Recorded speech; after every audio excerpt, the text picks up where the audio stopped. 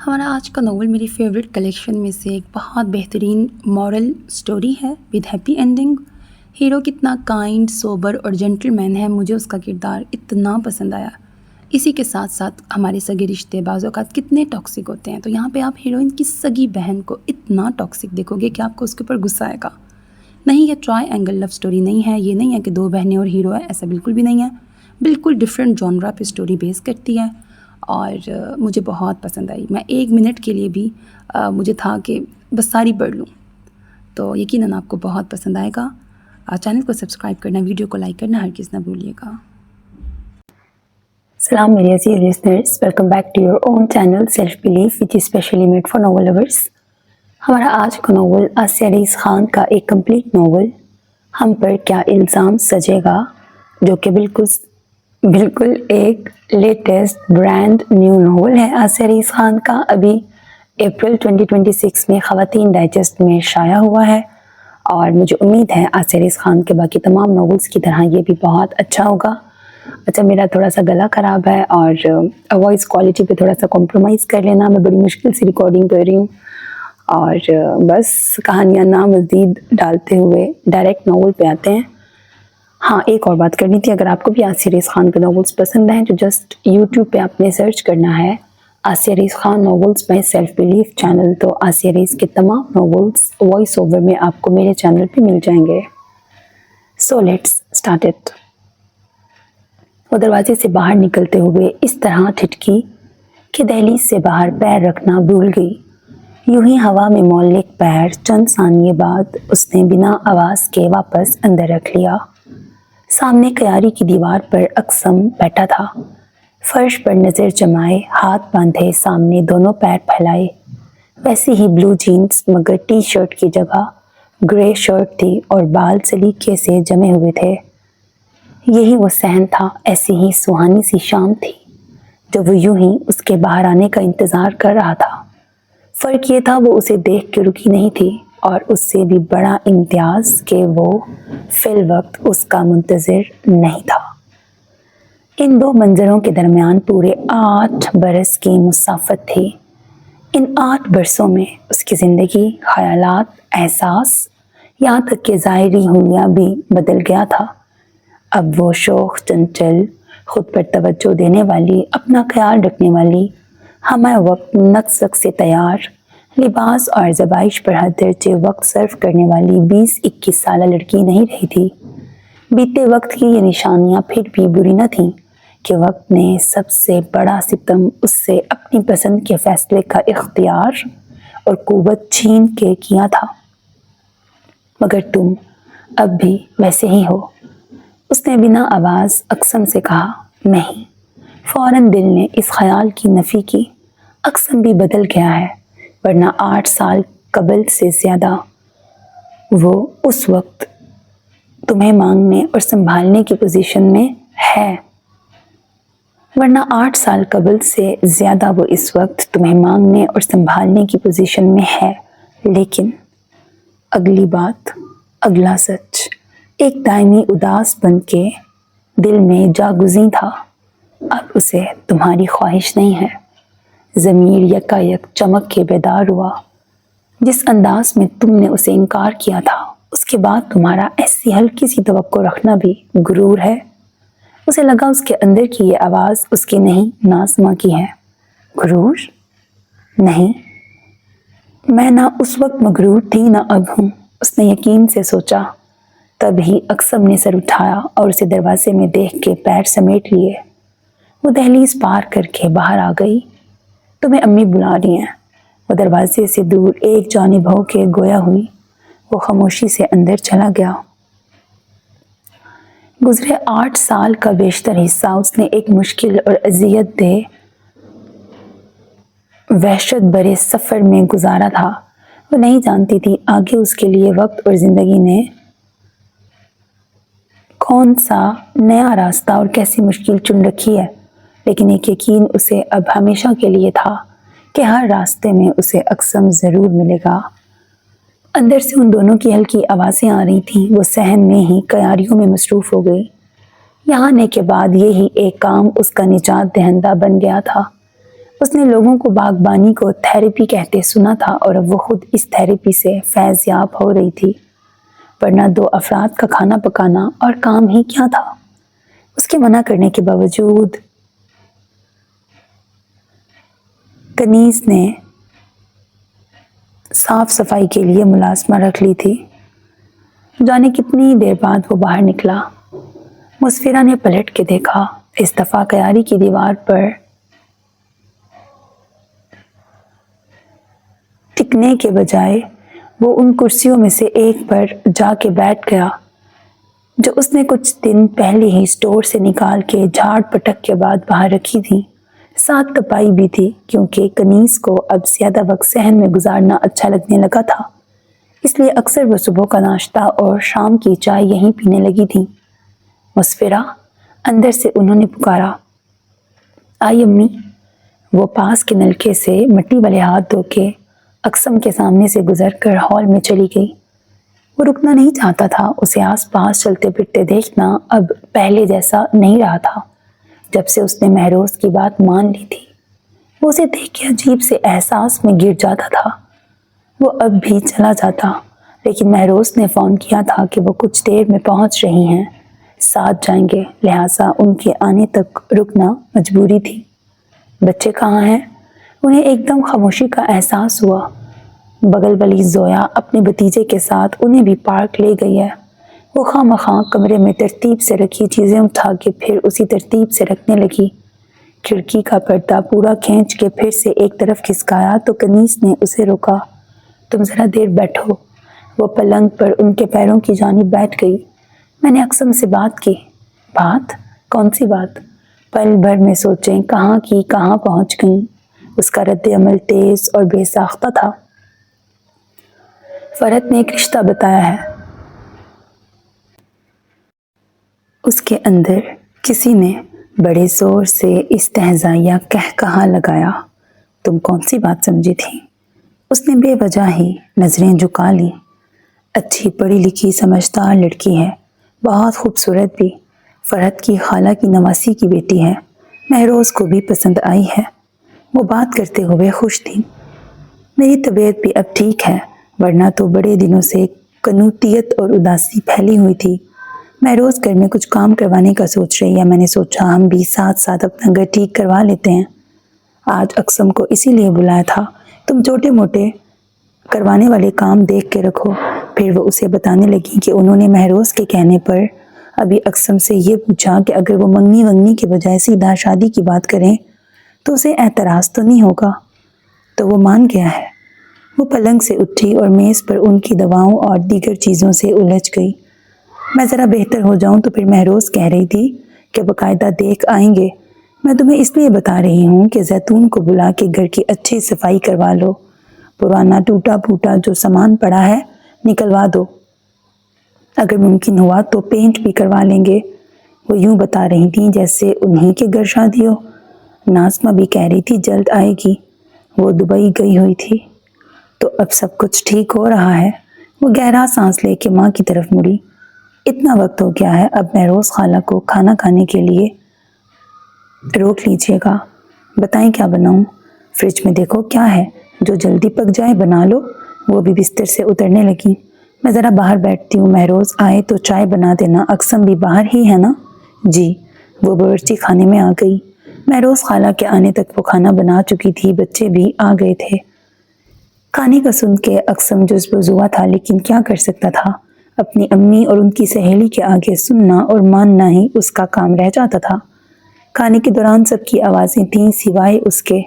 مہروز خالہ اور اس کی امی آگے کے منصوبوں پہ بات کر رہی تھیں کہ کب اور کس کس کو ساتھ لے کے لڑکی کے گھر جایا جائے۔ وہ درمیان میں اقسم کو بھی شامل کرتی جا رہی تھیں جو ان کے سوالوں کے جواب دے رہا تھا۔ اس کا کہنا تھا کہ صرف وہ دونوں ہی جائیں، کسی اور کو نہ لے کے جائیں، جسے سنتے ہی دونوں نے رد کر دیا۔ وہ کب کا سب بھول چکا ہے۔ اس نے اپنی پلیٹ پہ نظر جمائے ہوئے سوچا۔ اب ان سوچوں سے چھٹکارا نہیں تھا جو بن بلائے مہمان کی طرح آتی اور ڈیٹ مہمان کی طرح جم جاتی تھیں۔ بیٹا تم کھا کیوں نہیں رہی؟ مہروز خالہ کی آواز پہ وہ چونکی۔ وہ کب سے نوالا یوں ہی پلیٹ میں لیے بیٹھی تھی۔ کھا تو رہی ہوں، وہ لقمہ منہ میں رکھتے ہوئے مسکرائی۔ اقسم نے ایک نظر اس پہ ڈالی اور اچانک اس کا دل کھانے سے اچاٹ ہو گیا۔ وہ جیسے تیسے پلیٹ صاف کر کے اٹھ کھڑا ہوا۔ ارے بیٹا اتنی جلدی؟ کچھ کھایا ہی نہیں تم نے؟ کنیز نے تعجب سے کہا۔ وہ انہیں یقین دلاتے ہوئے کہ اس نے پیٹ بھر کے کھا لیا ہے، پھر صحن میں چلا آیا۔ کافی دنوں سے بند گھر چند مہینوں میں تو نئی شکل میں لوٹ نہیں سکتا تھا، پھر بھی کافی حد تک بحال ہو چکا تھا۔ قدیم لیموں انار کے علاوہ اب وہاں مسفرہ کے لگائے ہوئے نئے نئے پودے بھی تھے۔ کبھی وہ کیاریاں پھولوں اور سرسبز پودوں سے لدی پھندی ہوتی تھیں۔ مسفرہ انہیں دوبارہ ویسا بنانے کی کوشش کر رہی تھی اور بڑی حد تک کامیاب بھی تھی۔ وہ ان پر محنت بھی بہت کرتی تھی۔ وہ زیادہ تر اسے یہیں مٹی اور پودوں میں الجھی نظر آتی تھی۔ انہی پھولوں کی خوشبوؤں اور رنگوں سے خوشگوار بنی ایک شام اس نے اپنی پسندیدگی سے آگاہ کیا تھا۔ 8 سال گزر جانے کے بعد بھی اس شام کی یاد ذرا نہیں دھندلائی تھی۔ اب اسے اپنی یادداشت سے کھرچ کے پھینک دو۔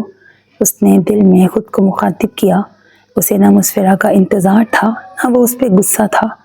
اسے زندگی مجنوں بن کے گزارنے کا بھی شوق نہیں تھا، لیکن ایک افسردگی تھی جو اس کی پیش قدمی پر یکایک عود آئی تھی۔ اب اس کے اندر ایک خالی پن بھی سارے وجود پر چھانے لگا تھا۔ اسے شدت سے احساس ہو رہا تھا کہ جو بات وہ آسان اور اپنے اختیار میں سمجھ رہا تھا کہ جب دل کرے گا کسی کو زندگی میں شامل کر لے گا، وہ اتنی سہل نہیں تھی۔ اس کے پاس جب دل کرے گا تک رکنے کی سہولت نہیں تھی کہ وہ ماں کو کیسے اور کیوں اپنے انتظار کی سزا دیتا۔ جانے کتنی دیر بعد کنیز کو خیال آیا کہ وہ ماں کے انتظار میں باہر بیٹھا ہے۔ بچے کھانے کے بعد ٹی وی لگا چکے تھے، ویسے بھی وہ اپنی منمانی کے عادی تھے۔ اقسم کب سے باہر بیٹھا ہے، اسے اندر ہی بلا لیتی، مچھر اور پتنگے ستاتے ہیں اس وقت، انہوں نے مسفرہ سے کہا۔ اب وہ کیا کہتی، وہ خود اس وجہ سے باہر نہیں نکلی ہے کہ وہ ادھر بیٹھا ہے۔ اب مت بلاؤ اندر، میں چلتی ہوں، صبح سے آفس بھی جانا ہے۔ مہروز کھڑی ہو کے اپنا سامان اٹھانے لگیں جو انہوں نے قریبی بازار سے خریدا تھا۔ وہ جب بھی ان کی طرف آتی اس بازار کا چکر لازمی ہوتا تھا۔ تم رہنے دو مسفرہ بیٹا، تم باہر پہنچا دو، بلکہ کار میں رکھ دو۔ ماں کے کہنے پہ اسے ساری تھیلیاں دونوں ہاتھ میں لینی پڑی۔ وہ دونوں دور کی کزن اور سہیلیاں تھیں جن کی دوستی زمانے کے سارے سرد و گرم سے گزر کر بھی اب تک کامیابی سے چل رہی تھی۔ جب ساری دنیا نے کنیز کا ساتھ چھوڑ دیا، سگے اور خون کے رشتے خود غرض اور فریبی ہو گئے، تب بھی مہروز ان کے ساتھ تھیں، اپنی مخلصی اور بے غرضی کے ساتھ۔ مسفرہ باہر آئی، اسے لدا پھندا دیکھ کے اقسم کھڑا ہوا اور آگے بڑھ کے اس کے ہاتھ سے سامان لے لیا۔ پیچھے ہی مہروز اور کنیز تھیں، اسے بھی کنیز کے ساتھ انہیں دروازے تک چھوڑنے جانا پڑا۔ خالہ، آپ کاموں کی لسٹ بنا کے مجھے بھیج دیجیے گا، جاتے ہوئے اس نے کنیز کو یاد دلایا تھا۔ مہروز خالہ بیوہ تھیں، اقسم کے علاوہ ان کا ایک اور بیٹا تھا، ازور۔ مہروز خالہ کا تجربہ ان کے اپنے تجربے سے مختلف تھا۔ شوہر کی وفات کے بعد ان کے سسرالیوں اور میکے والوں کے خون سفید نہیں ہوئے تھے، اسی لیے ان کے سب سے اچھے تعلقات تھے۔ ان کا اپنا چھوٹا سا مکان تھا اور مرحوم شوہر کی پینشن، جس کی وجہ سے زندگی بہت سہل نہیں تو مشکل بھی نہیں تھی۔ دونوں بیٹے بھی محنتی اور فرما بردار نکلے تھے اور اب تو بیٹوں کی وجہ سے ان کے دن پلٹ گئے تھے، ان کے حالات بہت اچھے ہو گئے تھے۔ وہ بستر پہ لیٹی تو اسے پاپا یاد آ گئے۔ ان کی زندگی میں اس گھر کی رونق ہی جدا تھی، خوبصورت سا گھر، اس کا دلکش احاطہ جو پھولوں پودوں سے سجا رہتا۔ شام کی چائے پر جہاں ان تینوں کے کہکہے اور امی پاپا کی ہلکی ہنسی پھیلی ہوتی، پاپا اور چاچا کا مشترکہ کاروبار تھا۔ ان کے اپنے ذاتی مکان اور گاڑیاں الگ الگ تھیں۔ 3 بیٹیوں کے ساتھ اس کے والدین خوش تھے، گھر میں زندگی میں خوشحالی تھی۔ حفصہ کی شادی ہو چکی تھی، اب اس کی باری تھی اور اس کے بڑے خواب تھے۔ اسے پڑھا لکھا اور خوبرو ہی نہیں بلکہ اپنی زندگی میں معاشی طور پر مستحکم بننے کی خواہش تھی۔ وہ اپنی زندگی اپ گریڈ کرنے کی خواہش مند تھی۔ اسے مستقبل اپنے حال سے کچھ درجے آگے کا چاہیے تھا۔ اس کے والدین نے بڑی بیٹی کی شادی اپنے جیسے گھرانے میں کی تھی جہاں لڑکا بیرون ملک میں برسر روزگار تھا۔ روپے پیسے کی ریل پیل نہ صحیح مگر کوئی تنگی اور کمی نہیں تھی۔ انہیں دیکھ کے ہی اس کے اندر ان سے بہتر کی خواہش جاگی تھی۔ جو وہ ببانگ دہل گھر میں بیان بھی کرتی رہتی تھی۔ کنیز کبھی ڈانٹتی، کبھی سمجھاتی کہ یہ نصیب کی باتیں ہوتی ہیں، انسان بس کوشش کر سکتا ہے، اور وہ کہتی انسان خواہش کرے گا تبھی تو کوشش کرے گا اور تبھی تو ملے گا بھی۔ جبکہ اس کے پاپا بارہا کہتے اب دوسرا داماد ایسے ہی ڈھونڈنا جیسا میری بیٹی کو چاہیے۔ وہ اپنے BSc کے نتائج کا انتظار کر رہی تھی، تب ایک دن اچانک اقسم سوالی بنا اس کے سامنے آ گیا۔ کنیز اور مہروز کی دوستی کی وجہ سے ان سب کا ایک دوسرے کے یہاں آنا جانا رہتا تھا۔ چونکہ مہروز کے یہاں بیٹیاں نہیں تھیں، اس لیے وہ اور نازمہ اپنی امی کے ساتھ ان کے گھر کم ہی جاتی تھیں۔ مہروز بھی ان کی طرف آتی تو بیٹے اکثر باہر سے ہی چھوڑ کے چلے جاتے کہ مصروف رہتے تھے۔ کبھی واپسی میں کچھ دیر اندر آ کے سب سے مل ملا لیتے تھے۔ ان کی اقسم اور اصفر سے گہری دوستی نہیں تھی تو تکلف بھی نہیں تھا۔ ان میں اجنبیت یا سرد موہری والا معاملہ نہیں تھا، بلکہ اپنی کزنز سے زیادہ ان دونوں کے ساتھ آرام دہ اور دوستانہ قسم کا تعلق تھا۔ وہ ہال سے باہر نکلتے ہوئے چونک گئی کہ سامنے کیاری کی دیوار پہ اقسم بیٹھا تھا۔ اس کے مطابق تو وہ مہروز خالہ کو چھوڑ کے چلا کیا تھا۔ یہاں کیوں بیٹھے ہو؟ اندر چلے جاؤ، مجھے تم سے بات کرنی ہے۔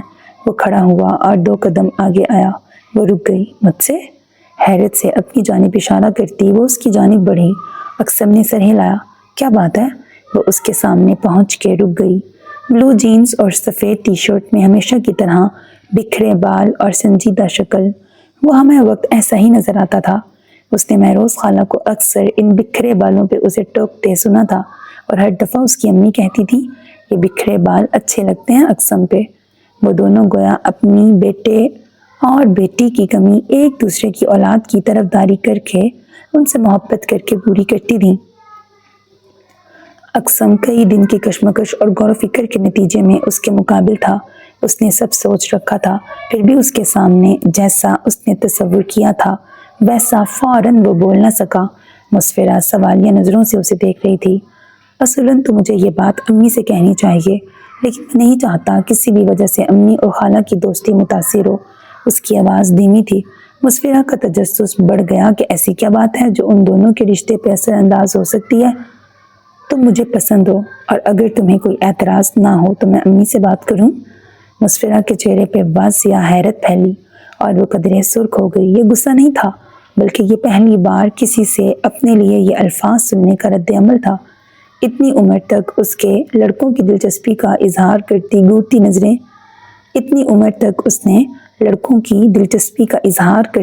گھورتی نظریں ہی صحیح تھیں۔ ایسا سنجیدہ اور صاف اظہار پہلی بار سنا اور دیکھا تھا۔ اسے ملازمت ملنا اور مسفرہ کا گریجویشن مکمل ہونا، اسے یہ وقت مناسب لگا تھا کہ وہ ماں کو اپنا ارادہ اور خواہش بتا دے، لیکن اس سے پہلے مسفرہ کی مرضی اہم تھی کہ وہ جانتا تھا اس کے والدین فیصلہ مسفرہ کی مرضی سے کریں گے۔ تمہیں سوچنے کے لیے وقت چاہیے تو؟ نہیں، اس نے اقسم کی بات قطع کی۔ اقسم کا دل گویا دوڑنے لگا۔ اس نہیں کے بعد وہ کیا کہے گی؟ اقسم کی بات سن کے اس کا دماغ نہیں گھوما یا اسے برا نہیں لگا، بلکہ اپنی عدم دلچسپی کے باوجود اس کا سوال سچا اور سنجیدہ لگا تھا۔ آئی ایم سوری، لیکن تم خالہ سے کچھ نہ کہو۔ یکایک اقسم کے چہرے پر اداسی در آئی، دل بجھ گیا۔ اس سے بھی یہ مایوسی چھپی نہ رہ سکی جس نے بڑی تیزی سے اس سے اگلی بات کہلوائی۔ تم مجھے ناپسند نہیں ہو، لیکن بات یہ ہے کہ اس بارے میں میرے خیالات الگ ہیں۔ میں نے ویسی زندگی نہیں سوچی جیسی۔ اس نے کہاں سوچا تھا کہ اس سوال کا جواب دینا ہوگا۔ وہ بے ربط بول رہی تھی اور دو ٹوک کہنا بھی اچھا نہیں لگ رہا تھا۔ تمہارے ساتھ ہوگی۔ سوری، اپنے تئیں اس نے سلیقے سے انکار کیا تھا، ایسا کہ اسے برا نہ لگے۔ یہی سچ بھی تھا کہ اسے اقسم سے کوئی مسئلہ نہیں تھا، مگر اس کے خواب اور ارادوں کے جہان میں اس کی جگہ نہیں تھی۔ اسے اپنی حالیہ زندگی سے بہتر مستقبل چاہیے تھا، اور اس وقت اقسم اس کے حال سے بھی پیچھے تھا۔ اسے سرے سے میرا ساتھ ہی نہیں چاہیے، اقسم نے دکھ سے سوچا۔ وہ چند لمحوں میں ہی رد کر دیا گیا تھا۔ وہ جو بھی وعدہ کرتا، جیسی بھی زندگی کی جھلک دکھاتا، مسفرہ کو اس کے ساتھ والی زندگی نہیں چاہیے تھی۔ بات ختم۔ وہ کچھ دیر اسے دیکھتا رہا تھا۔ تم کسی سے کچھ نہ کہو، مطلب مہروز خالہ سے؟ میں کسی سے کچھ نہیں کہوں گا، آخر اقسم نے کہا اور گیٹ کھول کر چلا گیا۔ وہ وہیں کھڑی سارا کچھ ذہن میں دہرا رہی تھی۔ اس کا جواب بھلے انکار تھا، لیکن یہ اس کی زندگی کا پہلا پروپوزل تھا۔ وہی پروپوزل جو وہ اپنی دوستوں سے سنتی رہتی تھی، فلاں نے فلاں کو پروپوز کیا، ایسے کیا ویسے کیا۔ اس نے یوں جواب دیا اور جانے کیا کیا۔ اس پہلے پروپوزل کی انوکھی خوشگوار سی حیرت تھی کہ اس نے جوش میں چھوٹی بہن ناظمہ سے یہ راز بانٹ لیا۔ مگر تم نے منع کیوں کیا؟ مجھے شادی کر کے اس گھر میں جانا ہے جہاں زندگی یہاں سے کچھ تو اپ گریڈ ہو، اور ظاہر ہے مہروز خالہ کا گھر ایسا نہیں ہے۔ یعنی تمہیں امیر سسرال چاہیے؟ حیرت سے اس کی آنکھیں پھیل گئیں۔ نہیں بھئی، ہم سے کچھ بہتر بس۔ ہاں امیر ہو تو کیا کہنے؟ اسے آنکھ مارتے ہوئے وہ کھلکھلائی۔ واہ، تمہیں دیکھ کے کبھی لگا نہیں کہ تم ایسی مٹیریلسٹک ہو۔ ناظمہ نے منہ بنایا۔ میں مادہ پرست بالکل نہیں بھئی، یہ تو میری چھوٹی سی خواہش ہے۔ ایک ہی بات ہے۔ نہیں، تم نہیں سمجھو گی، لیکن مجھے پتا ہے میں لالچی یا مٹیریلسٹک نہیں، بس اپنے لیے اچھا سوچنے، اچھی امید رکھنے اور اچھا چاہنے والی ہوں۔ اور کہتے ہیں نا، جیسا گمان ہو ویسا ہی ہوتا ہے۔ اس نے اطمینان سے کہا۔ وہ وقت اور عمر ہی ایسی تھی، خوابوں کی اور انہیں پا لینے کے یقین سے بھری۔ کچھ ناظمہ کی عادت بھی تھی، جو ایک بات اس کے منہ سے نکل جائے وہ پھر اسے چھوڑتی نہیں تھی۔ تم خود کو بہلا رہی ہو، ورنہ یہ سیم چیز ہے۔ ناظمہ اپنی بات پر قائم تھی۔ نہ، یہ کہہ کے تم مجھے اپنے لیے اچھا سوچنے اور چاہنے پہ شرمندہ نہیں کر سکتی۔ وہ اعتماد سے مسکرائی تھی۔ تمہیں قسم ہے، اقسم والی بات کسی سے مت کہنا۔ اسے اچانک یاد آیا کہ یہ بات عام نہیں ہونی چاہیے۔ بڑی مشکلوں سے ناظمہ نے وعدہ کیا کہ وہ کسی کو نہیں بتائیں گی، خاص طور پر کنیز اور مہروز کو۔ کچھ دن تک اقسم ان کے گھر نہیں آیا۔ مہروز خالہ کو لانے لے جانے کی ذمہ داری کئی دن صرف اظفر نے نبھائی، مگر کچھ وقت بعد وہ اسی طرح آنے جانے لگا جیسے پہلے معمول تھا۔ ویسے بھی اس کی نئی نئی نوکری تھی، اس لیے اس کے پاس وقت کی کمی تھی۔ اس کے رشتوں کی تلاش بھی جلد عین اس کی پسند کے مطابق عزیر پر ختم ہوئی۔ وہ ہر پیمانے پر اس کے خاندان سے چند پائیدان آگے تھا۔ جلد ان کی منگنی ہو گئی، جس میں اقسم نے شرکت نہیں کی تھی کہ ان دنوں وہ شہر میں نہیں تھا۔ 1 سال بعد شادی کا ارادہ تھا، جس کی تیاریاں وہ بڑے شوق سے کر رہی تھی، مگر اس کے خواب تعبیر کی سمت سفر کرنے کے بجائے کرچیاں بن کے اس کی آنکھوں میں ہی مقیم ہو گئے تھے۔ کنیز سے سنا۔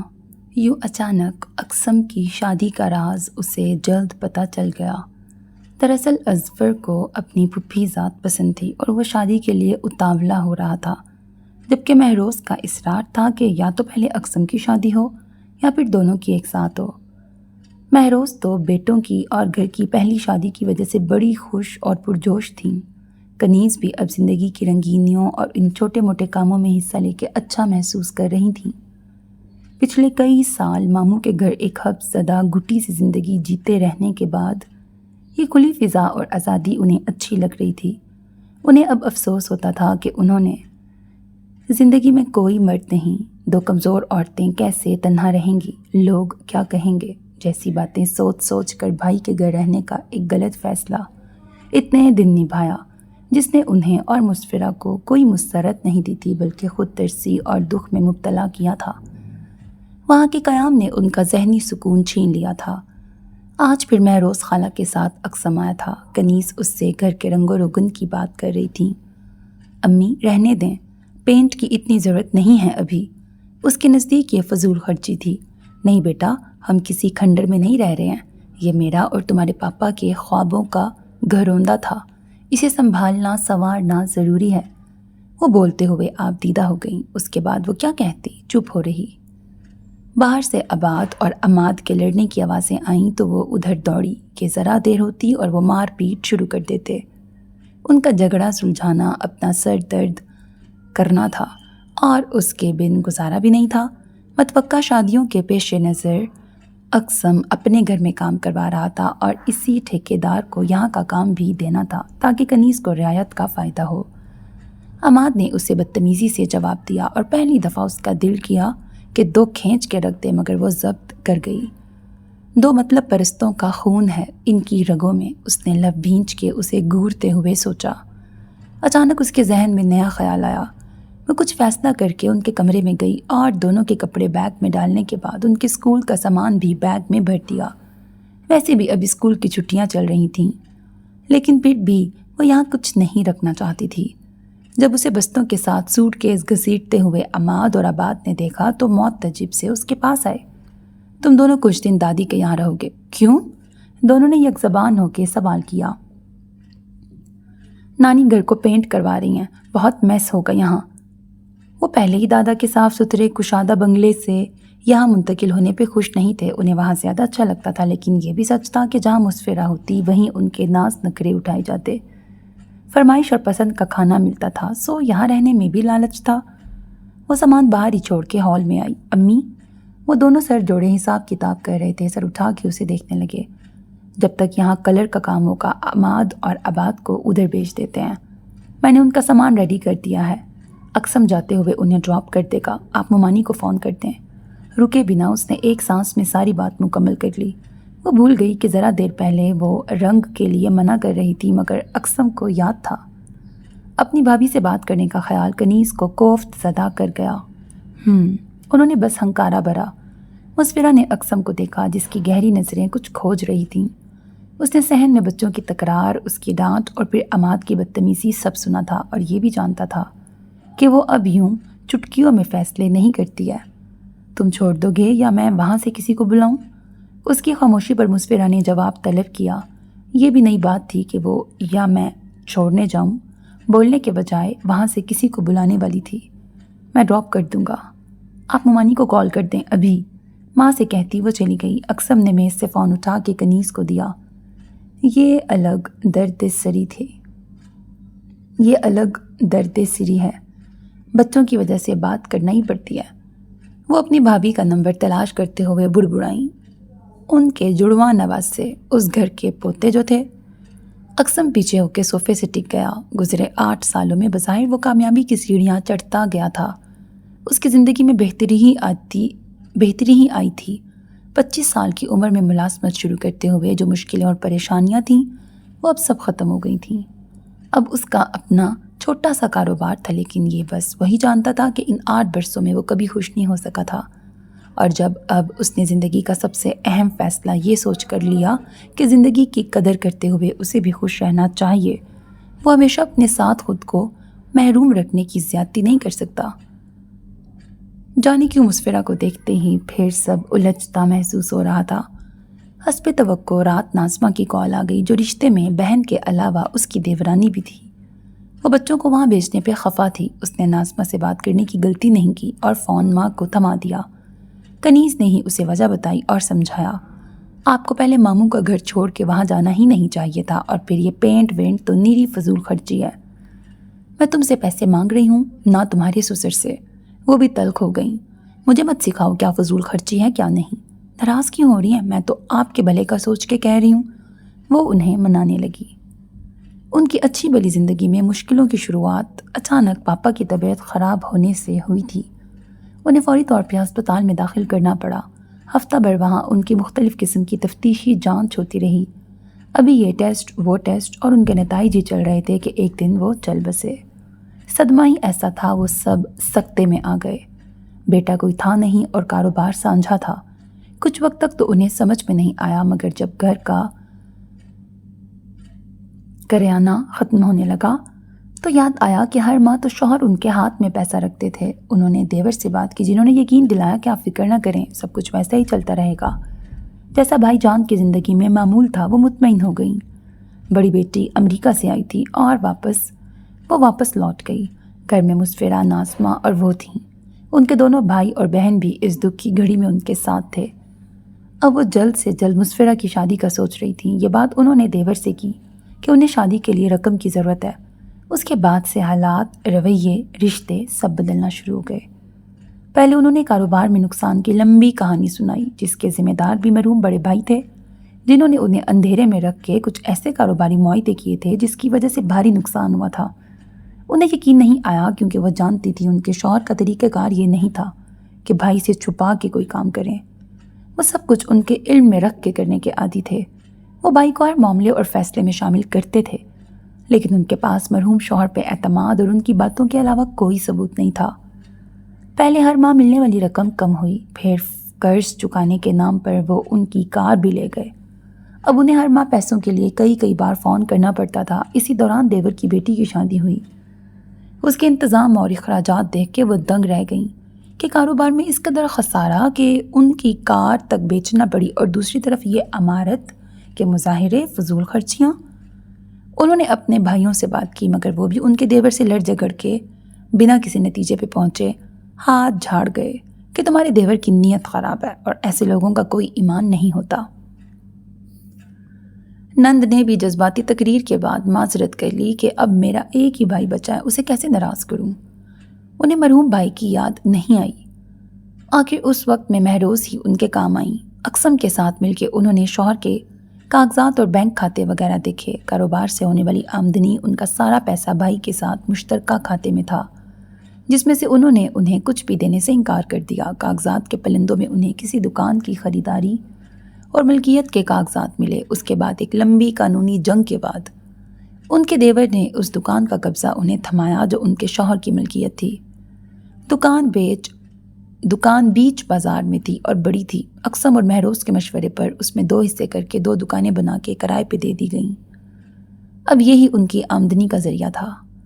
اب حالات پہلے سے نہیں رہے تھے۔ مہروز سے انہوں نے مشورہ کیا، بڑی بیٹی سے پوچھا اور اس نتیجے پہ پہنچی کہ مسفرہ کے سسرال کو موجودہ صورتحال صاف بتا دینی چاہیے کہ وہ اب اس طرح شادی اور دیگر انتظامات نہیں کر سکتیں جیسے شوہر کی زندگی میں ہوتے۔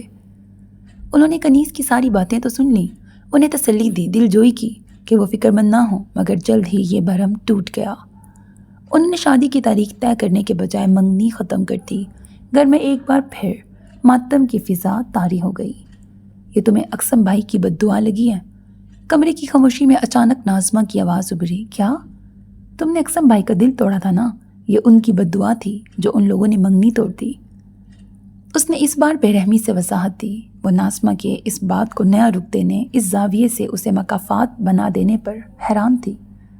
اس نے میری مرضی پوچھی تھی۔ سوال کرنے سے پہلے وہ بھی جانتا تھا جواب ہاں یا نہ ہو سکتا ہے۔ ایسا نہیں تھا کہ میں نے پہلے اس کی فیلنگز قبول کر لیں اور بعد میں بہتر آپشن ملنے پہ اسے چھوڑ دیا جو وہ مجھے بد دعائیں دیتا۔ اسے یہ بات بالکل پسند نہیں آئی، اور مجھے نہیں لگتا اقسم نے ایسا کچھ دل پر لیا تھا۔ میرا انکار، یہ ہم کیسے کہہ سکتے ہیں؟ ہو سکتا ہے وہ اندر ہی اندر اپنی تکلیف، اپنا درد چھپا رہے ہوں۔ ناظمہ کو جانے کیوں یقین تھا۔ دیکھو تو، جس وجہ سے تم نے انہیں منع کیا تھا اسی وجہ سے عزیر بھائی لوگوں نے بھی منع کر دیا۔ اپنے سے بہتر یا اپنے برابر کے لوگوں سے رشتہ۔ اس وقت اس کے پاس اس کا جواب نہیں تھا۔ منگنی کے 3-4 ماہ بعد ہی پاپا کی وفات ہو گئی تھی۔ باپ کی موت نے کئی دن صدمے میں رکھا تھا، پھر اس کے بعد چاچا کے بدلے رویے نے بے یقینی کی کیفیت طاری کرتی تھی۔ اس نے کبھی سوچا ہی نہیں کہ ان کی بدلی صورتحال کا عزیر اور اس کے رشتے پر بھی کوئی اثر ہو سکتا ہے۔ اسے پہلے دکھ ہوا، افسوس ہوا تھا، پھر غصہ آیا اور وہ ہی ٹھہر گیا۔ ناظمہ کی بات کے بعد وہ اقسم کے سامنے بڑی بے آرام ہو جاتی۔ اس کی حسیات بھی زیادہ ہی چوکس رہنے لگیں۔ کبھی کنکھیوں سے اس کا جائزہ لیتی، بغور اس کی حرکات دیکھتی، اس کی باتیں سنتی کہ ان میں وہ اس کی منگنی ٹوٹنے کی خوشی، اطمینان دیکھ سکے، مگر اسے ایسا کچھ نہ ملا۔ اقسم نے اس رشتے کی موت پر تعزیت کی، نہ دلاسا دیا، نہ طنز کیا تھا۔ وہ جیسا تھا ویسا ہی اس کے سامنے تھا۔ ضرورت ہوتی تو ہی بات کرتا، نظر ملاتا۔ وہ ہمیشہ سے ہی اس کے اور ناظمہ کے مقابلے میں کنیز اور مہروز کے ساتھ زیادہ باتیں اور ہنسی مذاق کرتا تھا۔ وہ اب بھی ویسا ہی تھا۔ رشتہ ختم ہو جانے کے بعد کنیز بڑی فکر مندی سے اس کے لیے پھر بھر ڈھونڈنے لگی تھی۔ اس بار انہوں نے کوشش کی کہ بڑی بیٹی حفصہ بیرون ملک میں ہی اس کے لیے بھی کوئی انتظام کر دے، لیکن بات نہیں بنی۔ کبھی کسی جگہ بات بہت آگے تک پہنچ بھی گئی تو حتمی فیصلہ ہونے سے پہلے ہی کسی وجہ سے ختم ہو جاتی۔ اس نے زندگی پر چھائی کنوتیت دور کرنے کے لیے دوبارہ پڑھنے کا فیصلہ کیا اور ماسٹرز میں داخلہ لے لیا۔ جب اس کی امی زور و شور سے رشتے والی خالہ سے ملاقاتیں جاری رکھے تھیں، تب اسے لاشعوری طور پر انتظار تھا کہ اب مہروز خالہ اپنے بیٹے کو آگے کر دیں گی۔ یہ تو اقسم کے لیے سنہری موقع تھا، تاہم ایسا کچھ نہ ہوا۔ اس نے اقسم کی پسندیدگی کے اظہار اور پھر اپنے انکار کے بعد بھی اتنا نہیں سوچا تھا جتنا ان دنوں وہ اسے سوچنے لگی تھی۔ وہ اپنے تئیں اسے سمجھنے کی کوشش کر رہی تھی کہ وہ اب کیوں وہی سوال نہیں کرتا۔ جب وہ خود سے پوچھتی کہ اس بار اس کا جواب کیا ہوگا تو اس کے پاس اب بھی اسے دینے کو مثبت جواب نہیں تھا۔ وہ شکر ادا کرتی کہ اچھا ہی ہے۔ اقسم نے پھر وہی سوال نہیں دہرایا، ورنہ ایک بار پھر اسے مایوسی ہوتی۔ کبھی وہ سوچتی کہ اقسم وہ بات بھول بھال گیا ہے کہ اس کے انداز اور رویے سے یہی ظاہر ہوتا تھا۔ اس کا ماسٹرز بھی ہو گیا، لیکن مسلسل کوشش کے باوجود بھی کنیز ناکام رہیں۔ کبھی 3 بیٹیاں ہونا مسئلہ بنا تو کبھی چاچا سے ان کے کاروباری جھگڑوں کے بیچ اڑی الٹی سیدھی افواہیں بات بننے نہیں دیتی۔ کچھ کو ناظمہ پسند آ جاتی، کچھ فرمائشی فہرست تھما دیتے۔ جہاں لڑکے والے راضی ہو جاتے تو کنیز کو کچھ کھٹک جاتا اور وہ سوچتی جلد بازی کیوں کرنی، ابھی اتنی عمر بھی نہیں مسفرہ کی۔ جب بھی کوئی نیا سلسلہ شروع ہو کے ختم ہوتا، ناظمہ اسے یاد دلانا نہیں بھولتی تھی، ایمان سے مجھے تو یہ اقسم بائی کو ٹھکرانے کی سزا ہی لگتی ہے۔ پہلے وہ شدت سے انکار کرتی اور جواب دیتی تھی، میں نے اپنا جواب دیا تھا، ٹھکرایا نہیں تھا۔ ایک ہی بات ہے، ذرا جواب کے پیچھے کی وجہ سوچو تو تمہیں بھی ان میں تعلق نظر آئے گا۔ وہ اپنی بات پہ اڑی رہتی، مگر اب ناظمہ کی باتوں پر وہ کبھی کبھی سوچتی کہ کیا واقعی میں نے اس وجہ سے اسے انکار کر کے غلط کیا۔ کچھ وقت کے بعد اس نے ناظمہ کی باتوں پر چپ رہنا سیکھ لیا۔ وہ پچھتاتی رہتی کہ اسے بتایا ہی کیوں تھا۔ ان دنوں کنیز کی طبیعت خراب رہنے لگی تھی۔ انہیں مسلسل 2 سالوں کی ناکامی نے تھکانے کے ساتھ ساتھ فکر مند اور مایوس بھی کر دیا تھا۔ اس دوران انہوں نے اپنوں کے اصلی رنگ بھی دیکھ لیے تھے۔ سسرال میں دیور اور نند کے بعد ان کے اپنے دونوں بھائی اور بہن رسمی تعلق نبھا رہے تھے۔ تینوں کے بیٹے تھے، مگر کسی نے بڑھ کے مسفرہ کا نام نہیں لیا۔ اس بات نے انہیں مزید افسردہ کر دیا تھا۔ ہسپتالوں کے چکر جلد جیب پر بوجھ بڑھانے لگے۔ اس نے ملازمت کے لیے ہاتھ پیر مارے، لیکن کہیں کامیابی نہ ملی۔ یوں لگنے لگا تھا کہ گھر کے سربراہ کے جاتے ہی ہر طرف سے آفتیں انہیں گھیرے میں لے رہی ہیں۔ اس رات وہ کنیز کو دوائیاں دے رہی تھی جب انہوں نے اسے پاس بٹھایا۔ بیٹا، تم بھی سب دیکھ رہی ہو، مجھے کسی سے کوئی امید نہیں، تمہارے بعد ناظمہ بھی ہے، اور اب اس بیماری نے مجھے وہمی بنا دیا ہے۔ یہ سچ تھا کہ اب تک انہوں نے بہادری سے حالات کا مقابلہ کیا تھا، لیکن ہسپتال کے چند چکر ہی ان کے سامنے میرے بعد ان دونوں کا کیا سوال کھڑا کر گئے تھے۔ میں سوچ رہی ہوں بہروز سے بات کروں، مگر اس سے پہلے تم بتاؤ۔ وہ رک گئیں، مسفرہ سمجھتے ہوئے بھی چہرے پہ سوال لیے انہیں دیکھے گئی۔ اقسم کے بارے میں تمہارا کیا خیال ہے؟ اس صاف سوال پر بھی وہ چپ رہی۔ تم سوچ کے جواب دو مجھے، سب کچھ تمہارے سامنے ہے۔ انہوں نے اسے سوچنے کا وقت دیا اور وہ سارا وقت سوچتی رہی۔ یہ تو ایسا ہوگا کہ سب جگہ قسمت آزما لینے کے بعد کوئی راستہ نہیں بچا، کہیں بات نہیں بنی تو اب اسے ہی چن لو۔ ایسا کرنا پہلے والے انکار سے بھی برا ہے۔ یہ اس کے جذبات کی قدر نہیں بلکہ ذلت ہوگی۔ ویسے بھی اگر میرے انکار کے بعد بھی اسے دلچسپی ہوتی تو امی کے بجائے اب تک یہ بات مہروز خالہ کر چکی ہوتی۔ سارے معاملات اور حالات ان کے سامنے ہیں۔ اسے اقسم اور اپنے دونوں کے لیے اس وقت یہ ذکر غلط محسوس ہو رہا تھا۔ اس طرح تم جو ناظمہ کہتی ہے اس کی آہ اور بد دعا کا اثر ختم کر سکتی ہو۔ دماغ نئی تعویل لے آتا۔ جب اس کی آہ اور بد دعا کا وجود ہی نہیں ہے تو دل اس بات سے انکاری ہی تھا کہ اس نے بد دعا دی ہوگی۔ جب میری نیت غلط نہیں تھی تو مجھے بد دعا لگے گی بھی کیوں؟ اس وقت تک اس کی سوچ صحت مند تھی۔ وہ کوئی فیصلہ کرتی یا کنیز کو جواب دیتی، اس سے قبل ناظمہ اپنی کہانی سنانے چلی آئی۔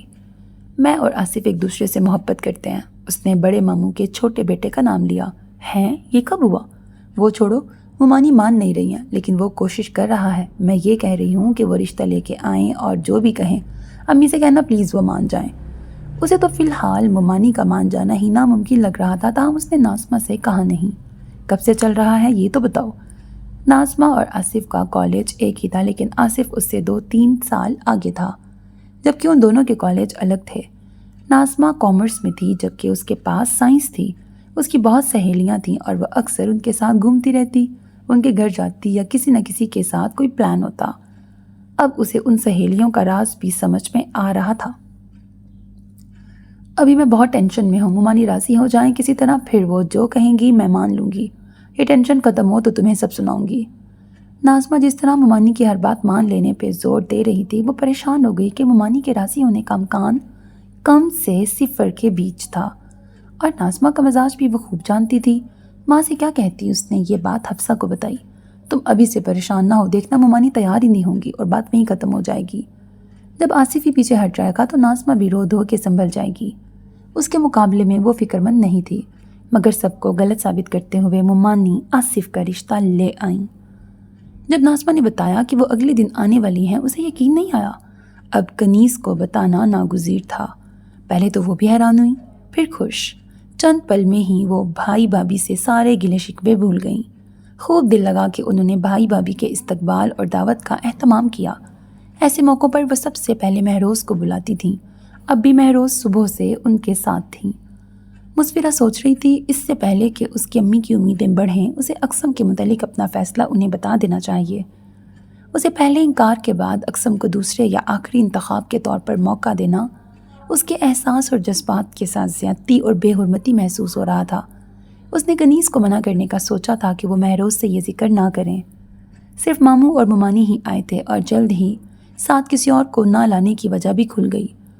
ممانی نے بنا کسی تمہید یا لگی لپٹی کے آصف اور ناظمہ کے رشتے کے لیے شرط رکھی تھی، اگر مسفرہ کی شادی عاقف سے ہو جائے تو مجھے آصف اور ناظمہ کا رشتہ بھی منظور ہے۔ کنیز کو سنتے ہی غصہ آ گیا، جو انہوں نے مشکل سے قابو کیا۔ عاقف مسفرہ سے 12 سال بڑا تھا۔ 3 سال قبل ایک حادثے کے بعد اس کا کمر سے نیچے کا جسم بے حس، بے جان اور ناکارہ ہو گیا تھا۔ وہ تب سے مسلسل ویل چیئر پہ تھا۔ چیئر سے اٹھا کے بستر پہ لٹانے کا کام بھی ملازم کرتے تھے۔ اس کے بعد سرد اور تنی سی فضا میں انہوں نے ودا لی۔ وہ کنیز کو سوچ کر جلدی جواب دینے کی ہدایت دے کے چلے گئے۔ اگلا دھچکا انہیں ناظمہ نے دیا۔ یہ چال تھی بھابھی کی، وہ کوئی راضی بازی نہیں ہوئی ہیں۔ سیدھے سباؤ نہ کرنے کے بجائے انہوں نے یہ طریقہ اپنایا کہ رشتہ بھی دے دیا جائے، شادی بھی نہ ہو اور انکار بھی ہم کریں۔ وہ طیش میں ٹہل رہی تھیں۔ لیکن ہم انکار کیوں کریں گے؟ ناظمہ کے اس سوال پر وہ تینوں بھونچکا کے رہ گئیں۔ تم کہہ رہی ہو میں عاقف کے لیے مسفرہ دے دوں؟ اتنے دنوں سے آپ اس کی شادی کے لیے پریشان ہیں، ابھی تک کہیں کچھ طے بھی نہیں ہوا، ایسے میں یہ پروپوزل کیا برا ہے؟ مسفرہ کو اپنے کانوں پر یقین نہ آیا۔ صنف مخالف کی محبت اندھی ہو سکتی ہے، لیکن بہنوں کی محبت وہ کہاں تھی؟ کنیز بیٹی کو سمجھا بجھا کے ڈانٹ ڈپٹ کر آخر رونے لگیں۔ مہروز نے اپنے طریقے سے ناظمہ کو سمجھایا، یوں شرائط پہ قائم ہوئے رشتے پائیدار نہیں ہوتے ہیں بیٹا، اور ایک کی خوشی کے لیے دوسری کو جہنم میں نہیں جھونک سکتے۔ ماموں کا گھر ہر لحاظ سے ہمارے گھر سے بہتر ہے، جہنم نہیں ہے، اور مسفرہ کو بھی یہی چاہیے، لگژری لائف، بنگلہ، کاریں، پیسہ۔ اس نے گردن گھما کے اسے دیکھا، جو حیرت اور صدمے کے مارے کچھ بولنے لائق نہیں رہی تھی۔ اس نے تو کبھی اسے اتنی تفصیل نہیں بتائی تھی، بس یہی کہا تھا وہ حال سے زیادہ اچھی لائف چاہتی ہے، اور یہ ایک خواب تھا، ایک آرزو۔ وہ اس کے لیے جنونی نہیں تھی کہ کسی بھی حال میں یہ پانا زندگی کا مقصد ہو، یا اس کے لیے وہ کچھ بھی کر گزرنے کو تیار تھی۔ اور امی کو اس کی شادی کرنی ہے، اس لیے میری سمجھ میں نہیں آ رہا کہ اتنا واویلا کس لیے؟ اس نے تنک کے کہا۔ بیٹا، عاقف اور مسفرہ کی عمر کا فرق اور دوسرا اس کی معذوری معمولی بات تھوڑی ہے۔ جب کوئی پوچھ نہیں رہا تھا تو بھی شکایت تھی، اب پوچھ لیا تو بھی شکوے۔ وہ آپ کی دونوں بیٹیوں کو بہو بنانے پہ تیار ہیں، تو آپ کیوں ان کے دونوں بیٹوں کو داماد نہیں بنا سکتی؟ تم تو منہ بند رکھو، جب عقل ہی نہیں رہی تمہارے پاس تو بولو بھی مت۔ کنیز کا بس نہیں چل رہا تھا اسے 2 تھپڑ رسید کر دیں۔ ناظمہ تن پن کرتی چلی گئی۔ کنیز نے بھائی بھابھی کو انکار کرنے کا فیصلہ کر لیا تھا۔ انہیں یقین تھا اسی جواب کی امید میں انہوں نے یہ شرط رکھی تھی۔ ان کا بیٹے کی مان کر بھی اپنی من مرضی کا منصوبہ کامیاب رہا تھا۔ اگلے دن کنیز سے ان کا فیصلہ سن کر ناظمہ نے رو رو کے چیخ چیخ کے گر سر پہ اٹھا لیا۔ وہ لحاظ ادب سب بلائے طاق رکھ کے ماں کو سنائے جا رہی تھی کہ وہ آصف کے بغیر نہیں رہ سکتی، اگر ان کی شادی نہ ہوئی تو وہ مر جائے گی۔ کنیز نے بھی اس بار ضبط نہیں کیا اور اسے 2 تماچے رسید کر ہی دیے، جس کے بعد وہ کمرے میں بند ہو گئی تھی۔ مسفرہ نے حفصہ کو فون کیا۔ وہ ممانی کی شرط سے زیادہ ناظمہ کی حرکتیں اور باتیں سن کر طیش میں آ گئی۔ اس نے بھی ناظمہ کو پیار سے ڈانٹ کے ہر طرح سے سمجھانے کی کوشش کی، مگر بے سود۔ امی، آپ اسے اس کے حال پہ چھوڑ دیں، ٹھیک ہو جائے گی خود ہی۔ وہ بھی کسی حال میں عاقف اور مسفرہ کی شادی کے لیے تیار نہ تھی۔ ایک بہن کی زندگی سنوارنے کے لیے دوسری کی زندگی مشکل کرنا اسے منظور نہیں تھا۔ معذور شخص سے شادی بہت بڑی ذمہ داری اور مسلسل تھکانے والا کام تھا۔ نہ وہ اس کے لیے تیار تھی، نہ کنیز اور حفصہ۔ وہ حیران تھی کہ اسے پتہ کیوں نہیں چل سکا، جانے کب سے آصف اور اس کے درمیان یہ معاملہ چل رہا تھا۔ اس نے بھنک بھی نہیں پڑنے دی تھی۔ جس شدت سے وہ کسی بھی قیمت پہ آصف کو حاصل کرنا چاہتی تھی، اس سے مسفرہ نے یہی اندازہ لگایا کہ یہ پرانی بات تھی، شاید پاپا کی وفات کے بعد شروع ہوا ہو۔ اسی دوران اکثر آصف ممانی یا ماموں کے ساتھ گھر آتا تھا۔ وہ ناظمہ سے سب جاننے کا ارادہ کر کے اٹھی ہی تھی کہ وہی اس کے کمرے میں داخل ہوئی۔ تم امی سے کہہ دو، تمہیں منظور ہے۔ وہ اس کے سر پہ آن کھڑی ہوئی۔ کیا؟ تم عاقف بھائی کا کہہ رہی ہو؟ ہاں ناظمہ، اس نے دکھ سے اسے دیکھا۔ تم آصف کو قائل کرو کہ وہ ممانی سے یہ شرط ختم کروائے۔ وہ نہیں مانیں گی۔ وہ یہ بات جانتی تھی اور مان بھی چکی تھی۔ یہاں امی بھی نہیں مانیں گی، مسفرہ نے اسی کے انداز میں کہا۔ اسی لیے کہہ رہی ہوں کہ تم خود امی سے کہہ دو۔ مجھے بھی یہ، اس نے بات قطع کی۔ لیکن کیوں؟ تمہیں کس کا انتظار ہے؟ جو تمہیں چاہیے وہ سب مل تو رہا ہے، بنگلہ، گاڑی، نوکر چاکر۔ نند کا ٹینشن نہیں، عاقف بھائی اب بھی ہینڈسم ہے، ان کی دولت یہ سب کوئی اہمیت نہیں رکھتا اگر میری مرضی نہیں۔ اس نے بھی بات کاٹی۔ اتنا گھمنڈ کس بات کا ہے تمہیں؟ مسفرہ نے بے یقینی سے اسے دیکھا۔ یہ لہجہ، یہ انداز سب نیا تھا۔ وہ محبت میں باقی رشتے، لحاظ سب بھلا بیٹھی تھی۔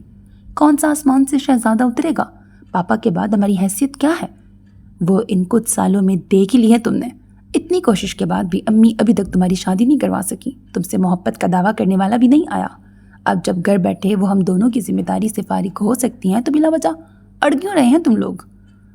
تمہیں کسی سے محبت نہ صحیح، میری محبت کا تو خیال کرو۔ اقسم بھائی کی بد دعائیں کم ہیں جو تمہیں اب میری آہ بھی چاہیے؟ پہلے اقسم بھائی کی زندگی برباد کی، اب میری تو نہ کرو۔ وہ زاروں کی تار روتی کمرے سے نکل گئی۔ مسفرہ کے آس پاس دیر تک اس کے الفاظ کی باز گشت ہوتی رہی۔ اس نے کب کسی کی زندگی برباد کی؟ اس کے رویے اور ضد کے ساتھ اسے ہر بات میں اقسم کو گھسیٹ لینا غصہ دلا رہا تھا، اور وہ اس کے انکار کی وجہ کو جس طرح کی توجیہ بنا رہی تھی اس نے اسے دکھی کر دیا تھا۔ اس کی خواہش مادیت پرستی تو نہیں تھی، اپنے لیے اچھا سوچنا، بہتر کل کا خواب دیکھنا تو اس کا حق تھا۔ کیا اقسم بھی ایسا ہی سمجھتا ہے؟ ایک بے چینی کی تیز لہر ابھر کر ڈوب گئی۔ اس وقت خود کے متعلق یا اقسم کو سوچنے کا وقت نہیں تھا۔ ناظمہ کی ضد، ہر درمی اور کنیز کے انکار نے گھر کا ماحول تناؤ زدہ کر دیا تھا۔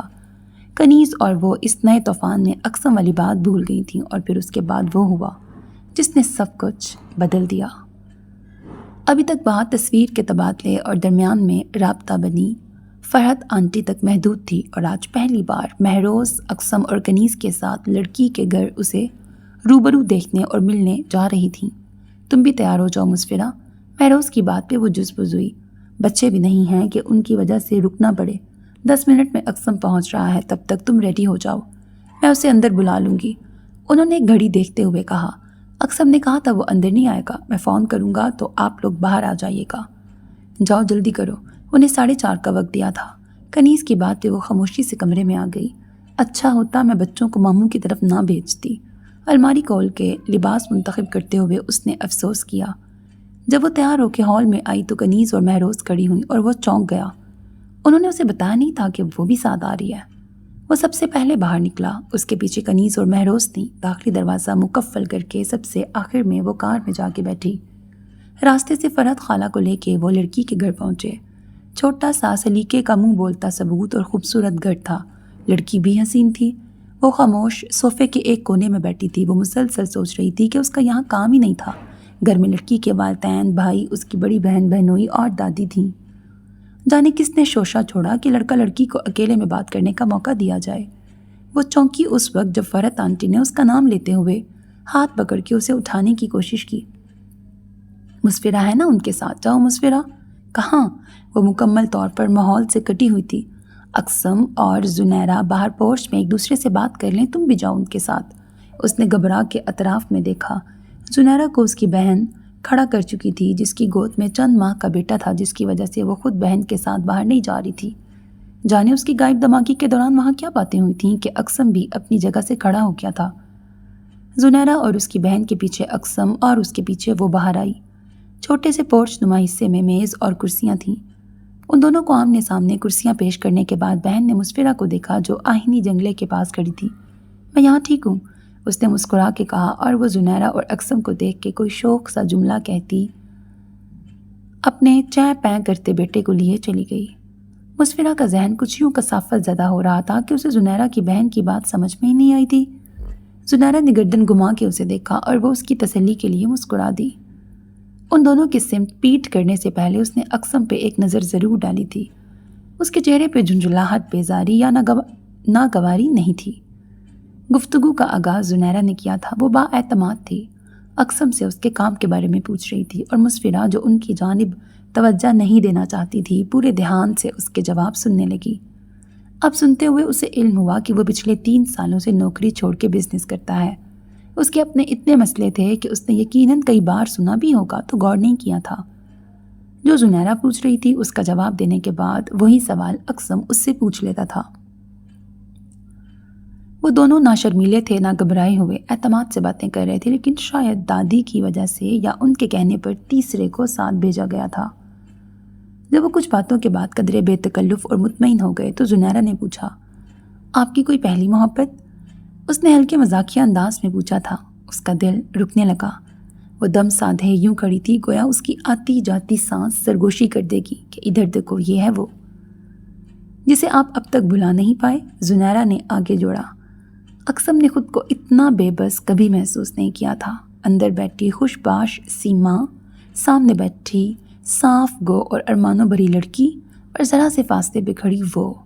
اس کے پاس صرف اپنے دل کی کہہ دینے اور کر گزرنے کی آزادی نہیں تھی، ورنہ وہ اٹھ کے مسفرہ کا ہاتھ پکڑ کے زنیرہ کے سامنے لا کھڑا کرتا، یہ ہے میری پہلی محبت، اور بتاؤ اسے کیسے بلایا جا سکتا ہے۔ اس نے پیچھے کرسی سے پیٹھ لگاتے ہوئے ادھر ادھر دیکھنے سے گریز کیا۔ پہلی دوسری کوئی بھی اگر واقعی محبت ہو تو بلائی تو کبھی نہیں جاتی۔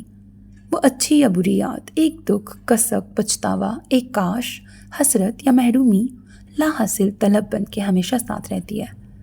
اچانک مسفرہ کی آنکھیں نم ہو گئیں۔ کیا وہ اتنا سب کچھ تھی یا کچھ بھی نہیں، بس ایک بری یاد؟ اس فلسفیانہ بات میں آپ نے جواب گول کر دیا۔ زنیرہ کی بات پر وہ ہولے سے ہنس دیا۔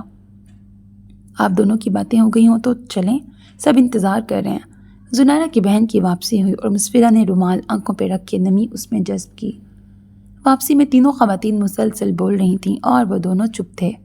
اقسم بار بار اپنی نگاہوں کو بیک ویو مرر کی سمت اٹھنے سے روک نہیں پا رہا تھا اور وہ آنکھیں اٹھا نہیں رہی تھی۔ میں کیسے وہ لڑکی بن جاؤں جسے انکار کے بعد جب زندگی سب جگہ مٹی کر چکی تو وہ اسی کے پاس لوٹ جائے جسے نامراد لوٹایا تھا، یہ سوچ کر کہ وہ تو منتظر ہی ہوگا، اسے واپس دیکھ کے خوش ہوگا، اسے اپنا لے گا۔ یہ خود غرضی ہے، کسی کے احساس کو اپنے مفاد کے لیے استعمال کرنا۔ اور اقسم بے دھیان سا بار بار اپنا ماتھا مسلتے ہوئے سوچ رہا تھا، سب جانتے ہوئے وہی سوال دہرانا تو اس کے حالات کی وجہ سے اسے بلیک میل کرنا ہوگا کہ اب اس کے پاس کوئی آپشن نہیں، اور اس طرح حاصل کر بھی لوں تو دل اسی بات پہ ٹھہرا تھا کہ اسے اس کا ساتھ ہی تو نہیں چاہیے۔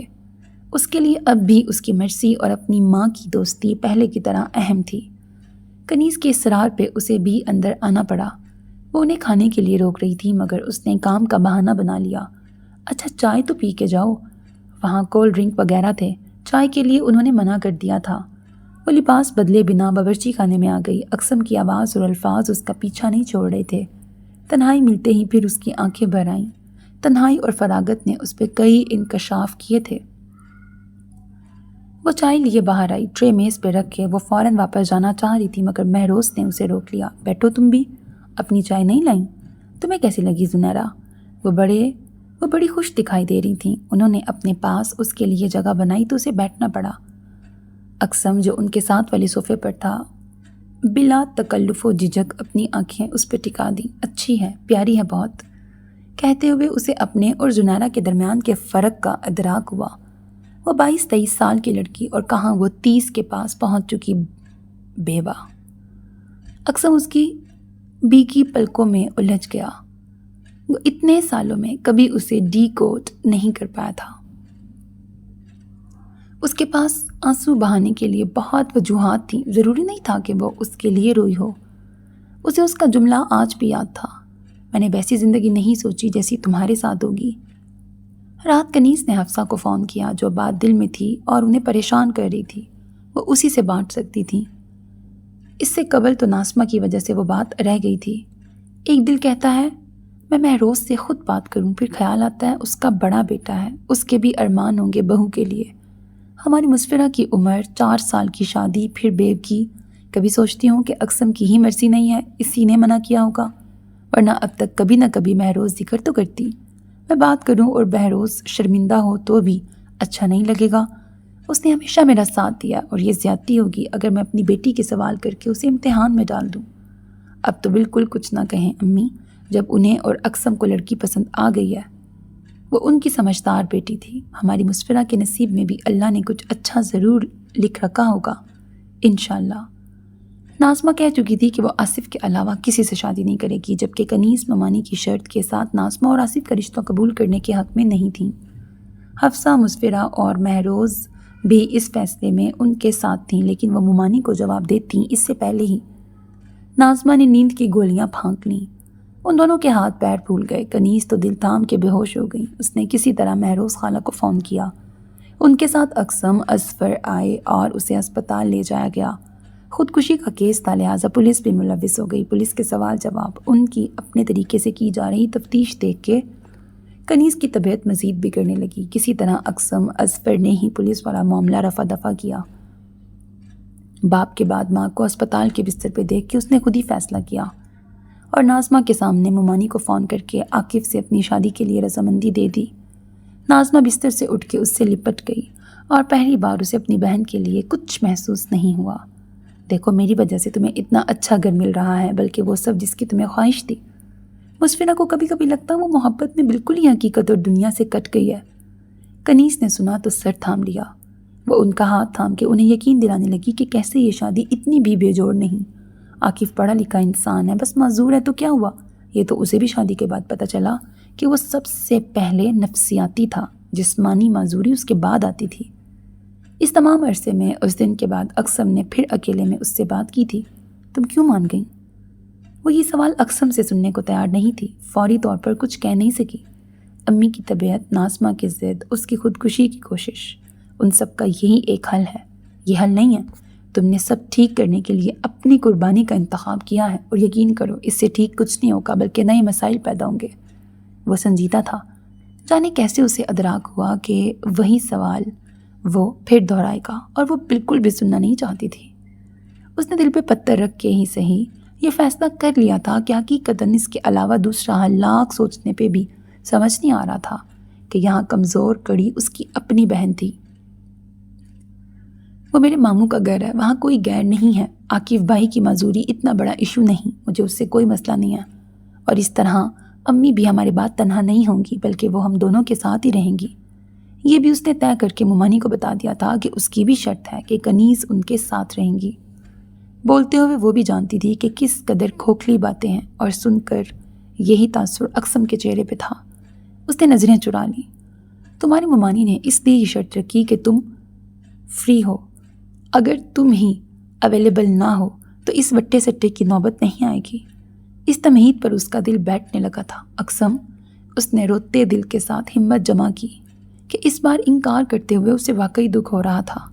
اس کا خلوص ان کے مسائل کا حل نہیں تھا۔ اس کی محبت ناظمہ کی ضد ختم نہیں کر سکتی تھی۔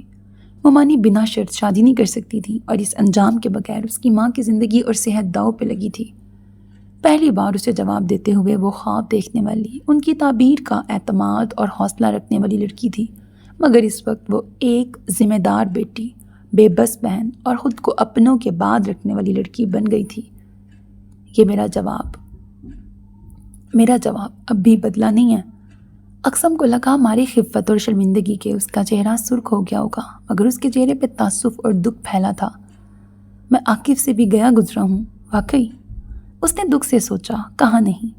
اس نے بھی عاقف کی بدمزاجی کے قصے سن رکھے تھے۔ میں تمہیں ایک غلط فیصلے سے روکنا چاہتا تھا۔ کچھ دیر بعد شکست خوردہ لہجے میں کہتا وہ چلا گیا۔ اسے روکنے کے لیے، ناظمہ کو سمجھانے کے لیے حفصہ بھی کسی طرح پہنچ گئی، لیکن کچھ نہ بدلا۔ آخر ان دونوں کی دھوم دھام سے شادی ہوئی اور وہ کنیز کے ساتھ ماموں کے گھر منتقل ہو گئے۔ حفصہ دعائیں کرتی واپس چلی گئی۔ مہروز زنیرہ کے لیے اس کا حتمی جواب مانگ رہی تھی اور وہ ٹالے جا رہا تھا۔ تمہاری پھپھو نے آج پھر فون کیا تھا، پوچھ رہی تھیں اقسم کی بات پکی ہوئی یا نہیں۔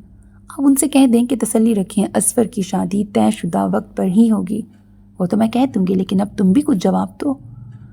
اب تم بھی کہہ دو جو دل میں ہے۔ انہیں بیٹے کی ٹال مٹول مشکوک کر رہی تھی۔ کسی طرح ان سے کچھ اور وقت لیں کہتا وہ گھر سے نکل گیا۔ اپنی ایک طرفہ محبت پر اس نے صبر کر لیا تھا، دل کو بہلایا تھا، مگر اب جانے کیا ہو رہا تھا کہ ہمیشہ خود کو آگے بڑھنے کی تلقین کرنے والا جب صحیح وقت آیا اگلا باب کھولنے کا تو صفحہ پلٹتے ہوئے ڈر رہا تھا، جھجک رہا تھا، بلکہ اب اس باب کو دیکھنے جاننے کی تمنا ہی نہیں رہی تھی۔ گزشتہ صفحہ نظروں سے اوجھل ہونے کا خیال ہی جان لیوا تھا۔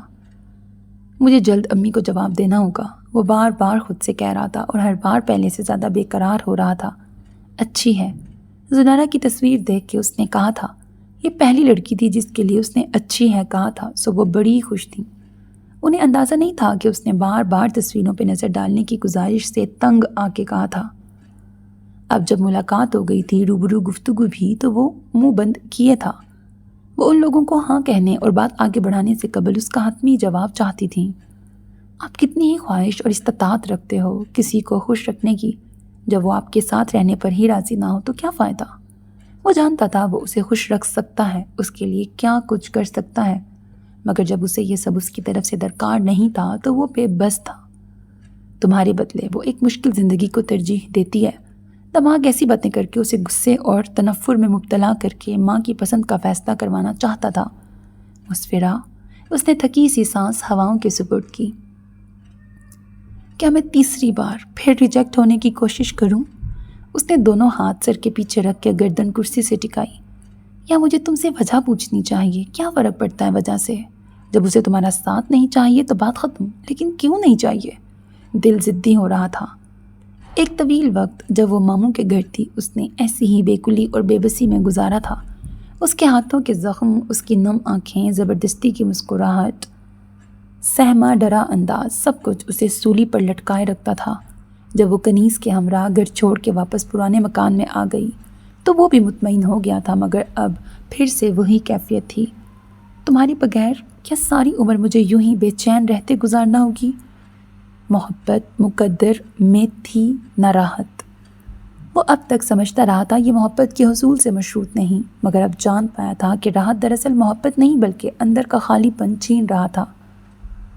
وہ کہیں ویسی زندگی گزار رہی ہوتی جس کی اسے چاہ تھی تو شاید وہ بھی مطمئن سا آگے بڑھ جاتا، لیکن فی الوقت ایسا نہیں تھا، اور اسے ماں کی خوشی کے لیے ہی صحیح آگے بڑھنا ناممکن لگ رہا تھا۔ کام سے دل اچاٹ تھا اور مسلسل سوچوں نے الگ نڈھال کر دیا تھا۔ وہ جلد دفتر سے اٹھ کے گھر چلا آیا۔ جلدی آ گئے؟ دروازہ کھولتے ہی مہروز نے کہا۔ ہاں، وہ مستری آ رہا ہے اس لیے۔ بر وقت اسے یاد آ گیا، راستے میں اسے مستری کا فون موصول ہوا تھا کہ وہ مزدوروں کو لے کے آ رہا ہے تاکہ انہیں کام سمجھا سکے۔ اگلے دن سے صحن اور کچھ باہری دیواروں کی تزئین نو کی شروعات ہونا تھی۔ اندر بھی چھوٹے موٹے کام تھے جس کے بعد رنگ ہونا تھا۔ مہروز کو گھر میں رہتے ہوئے ہی کام کروانا پسند تھا تاکہ اپنی نگرانی میں سب ہو۔ دن بھر تو اصفر اور اقسم باہر ہوتے تھے، ایسے میں سب مزدوروں کے بھروسے چھوڑنا انہیں منظور نہ تھا۔ وہ اپنے کمرے میں جانے کے بجائے ہال میں رک گیا کہ کچھ دیر میں مستری پہنچنے والا تھا۔ مہروز اس کے لیے پانی لے آئیں۔ چائے لوگے؟ وہ آ جائیں تو ان کے ساتھ ہی دیجیے گا۔ بیٹا اب تو مجھے صاف بتا دو زنیرہ کے گھر والوں کو کیا جواب دوں؟ کچھ دیر کی خاموشی کے بعد انہوں نے پوچھا۔ اس نے پہلو بدلا۔ میری سمجھ میں نہیں آ رہا تم صاف صاف بات کیوں نہیں کرتے؟ اگر وہاں نہیں کرنی تو یہی کہہ دو، مجھے وہ لڑکی، لوگ، ان کا گھر سب پسند آیا ہے، لیکن اگر تم منع کر دو گے تو بھی ٹھیک ہے، میں کہیں اور دیکھنا شروع کر دوں گی۔ اس طرح اصفر کہیں ناراض ہی نہ ہو جائے کہ میں تمہاری وجہ سے اسے بھی لٹکائے جا رہی ہوں۔ وہ سبھاؤ سے بات کر رہی تھیں۔ امی، وہ دن بھر اتنا سوچ چکا تھا کہ اب ہار گیا۔ مجھے برسوں پہلے ایک لڑکی پسند تھی، میں نے اسے بتایا مگر اسے مجھ میں دلچسپی نہیں تھی، بات ختم ہو گئی، یا میں ختم سمجھتا رہا۔ ہیں؟ مہروز حیرت سے بیٹے کو تک رہی تھیں۔ اب جب شادی اور دوسری لڑکی زندگی کے اتنے قریب نظر آ رہے ہیں تو میرا دل کچھ بھی قبول کرنے کو تیار نہیں ہو رہا، نہ شادی نہ لڑکی۔ تو کیا تم ساری عمر کنوارے رہنے کا فیصلہ کر چکے؟ ان کی آواز میں صدمہ تھا۔ میرا ایسا کوئی ارادہ نہیں تھا، لیکن اب جب شادی کا وقت آیا ہے تو کیا؟ امی، مجھے اس کے بعد آج تک پھر کوئی اچھا نہیں لگا، یہ زنیرہ بھی نہیں۔ وہ کب تک ماں سے جھوٹ کہتا، بہانے بناتا یا ٹال مٹول کرتا؟ آخر انہیں اصل وجہ بتانا ہی تھی۔ کون ہے وہ لڑکی؟ کہاں رہتی ہے؟ کیا اس کی شادی ہو گئی؟ اگر نہیں تو اس کا ایڈریس دو، میں اس کے گھر جاتی ہوں۔ بڑی دیر بعد اس جھٹکے سے سنبھلتے ہوئے وہ بولی، وہ دھیرے سے ہنسا۔ اس کا اور میرا ساتھ ممکن نہیں ہے امی، تو کیا تم ساری عمر ایسے ہی گزار دو گے؟ بالکل نہیں۔ ان کا لہجہ آخر میں سخت ہو گیا۔ سوچا تو میں نے بھی نہیں تھا، میرا خیال تھا میں نارمل زندگی گزاروں گا، شادی کروں گا، بچے ہوں گے، فیملی ہوگی، لیکن اب یہ سب خام خیالی لگتی ہے۔ میں تمہیں اس کی اجازت نہیں دیتی کہ تم ایک لڑکی کے پیچھے اپنی زندگی برباد کرو۔ ان کے لہجے میں اس لڑکی کے لیے غصہ تھا۔ میرا بھی ایسا کوئی ارادہ نہیں امی۔ وہ مسکرایا اور آگے آ کے ماں کا ہاتھ تھاما۔ بس مجھے کوئی لڑکی پسند آ جانے دیں۔ ہٹو۔ انہوں نے خفگی سے اس کا ہاتھ جھٹک دیا۔ ماں کی پسند سے بیاہ کر لو، وہی پسند بھی آ جائے گی۔ تبھی داخلی دروازے کی گھنٹی بجی۔ باورچی خانے کی دیوار سے ٹکی مسفرہ نے دوپٹے سے آنکھیں رگڑیں اور جلدی سے کاؤنٹر پہ رکھا خالی ڈبہ اٹھایا۔ وہ مزدور اور مستری کے ساتھ مصروف ہوتا، اتنی دیر میں اس سے بچتے ہوئے وہ نکل سکتی تھی۔ خالہ میں نے، وہ بعجلت ہال میں داخل ہوئی اور سامنے صوفے پہ اقسم کو دیکھ کے زبان رک گئی۔ دروازہ کھولنے وہ نہیں بلکہ مہروز گئی تھیں۔ چونکا اقسم بھی تھا، اسے بھی خبر نہیں تھی کہ وہ اس وقت گھر میں بلکہ دیوار کے اس جانب باورچی خانے میں موجود ہے۔ اقسم کے چہرے کی اداسی اور تھکن، پھر مسفرہ کی آنکھیں بڑھنے لگی تھیں اور وہ پھر اس کی بھیگی پلکوں میں الجھ گیا۔ جاؤ دیکھو آ گیا ہے مستری۔ مہروز کی آمد اور خفا سی آواز نے دونوں کو بچا لیا۔ مسفرہ بیٹے سے ان کی ناراضگی محسوس کر کے مزید چور بن گئی۔ کنیز نے کڑی بنائی تھی اور اسے خاص طور پر ڈبہ دے کے بھیجا تھا کہ کچھ دن پہلے وہ یاد کر رہی تھیں۔ وہ ہمیشہ کوشش کرتی تھی اس وقت مہروز کی طرف آئے جب وہ دفتر میں ہو۔ آج بھی وہ دیکھ بھال کے آئی تھی مگر وہ جلدی آ گیا تھا۔ تم کہاں جا رہی ہو؟ بیٹھو، چائے بنا رہی ہوں ان کے لیے، تم بھی پی کے جاؤ۔ وہ اندر جانے لگی تو انہوں نے روکا۔ آپ باہر دیکھیں، چائے میں بناتی ہوں۔ اس نے کچھ دیر کے لیے اپنے اکیلے رہنے کا سامان کیا۔ 4 لوگ ہیں، وہ اور ہم 3۔ وہ اسے چائے کی مقدار کا اندازہ دیتی باہر چلی گئیں۔ اب ہوتا یہ تھا کہ کوئی خیال آتا، نہ دماغ چلتا، نہ دل دھڑکتا، بس آنسو رکنے سے انکاری ہو جاتے اور پورے وجود پر اداسی چھا جاتی تھی جو کوشش کے باوجود اس سے دور نہیں ہوتی تھی۔ اب بھی اس کی وہی کیفیت تھی۔ چائے بنا کے اس نے ہال سے مہروز کو آواز دی اور ٹرے میز پہ رکھ دی۔ وہ سب کو لیے اندر آئیں تو وہ اپنا کپ لیے صحن میں چلی گئی۔ کچھ دیر بعد جب وہ سب واپسی کے لیے اٹھے تو کنیز کا فون آ گیا۔ ممانی کا فون تھا کہ بچے بہت تنگ کر رہے ہیں، انہیں لے جاؤ۔ اس نے اندر جا کے مہروز کو بتایا کہ اسے اب ماموں کے گھر سے بچوں کو لیتے ہوئے جانا ہوگا۔ تم رکو، انہیں اقسم ادھر لے آئے گا، پھر یہاں سے ساتھ میں چلی جانا، بلکہ اقسم ہی چھوڑ دے گا۔ نہیں خالہ، اس نے جلدی سے انکار کیا۔ وہاں ویسے ہی سب کو اقسم سے بیر تھا اور بچوں کو چھوڑنے بھی وہی گیا تھا۔ اس وقت تو جانے کی سوچ کے تحت اس نے بچوں کو اس کے ساتھ بھیج دیا تھا، مگر اب وہ پھر اسے اس گھر میں نہیں بھیجنا چاہتی تھی۔ تبھی اقسم اندر آیا۔ بیٹا، تم جعفر بھائی کے یہاں سے عباد اور عماد کو لے آؤ، میں کنیز سے کہتی ہوں، وہ فون کر دے گی انہیں۔ مہروز انہیں فون لگا چکی تھی۔ ماموں کا گھر یہاں سے پاس پڑتا تھا۔ اقسم کار کی چابی اٹھا کے باہر نکل گیا۔ وہ صوفے پہ بیٹھ گئی۔ اس نے یہ سوچ کے انہیں بھیجا تھا کہ کچھ عرصہ ادھر ہی رہیں گے، مگر ممانی انہیں چند دن بھی نہیں سنبھال سکیں۔ کچھ دیر بعد اقسم آیا تو انہوں نے ان تینوں کو کھانے کے لیے روکنا چاہا، لیکن وہ کنیز کے تنہا ہونے کا جواز دے کے رکی نہیں۔ اسے بھی ساتھ لے آتی تو اچھا ہوتا، انہیں افسوس تھا۔ وہ ان دونوں کے ساتھ پیچھے بیٹھی تھی جنہیں ایک پل بھی سکون نہیں تھا۔ اقسم نے کبھی ان بچوں سے بے تکلف ہونے کی کوشش نہیں کی تھی۔ ایسا نہیں تھا کہ اس کا رویہ برا یا سرد تھا، مگر کوئی اضافی صحیح نظر نہیں آتی تھی کہ وہ اس سے مانوس یا مروب ہو جائیں۔ وہ کھڑکی سے باہر دیکھتی رہی اور اقسم کی نظریں بار بار راستے سے ہٹ کے سامنے ننھے سے شیشے کی جانب اٹھتی رہیں۔ وہ انہیں دروازے تک چھوڑ کے باہر سے ہی چلا گیا تھا۔ عاقب گھر کا پہلا لاڈلا کسی قدر بگڑا بیٹا تھا۔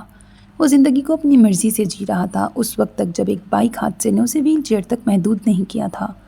ماموں کے پاس پیسہ تھا سو انہوں نے ہر ممکن کوشش کی، لیکن وہ پھر چلنے پھرنے کے قابل نہ ہو سکا۔ بظاہر وہ زندگی کی طرف لوٹ چکا تھا۔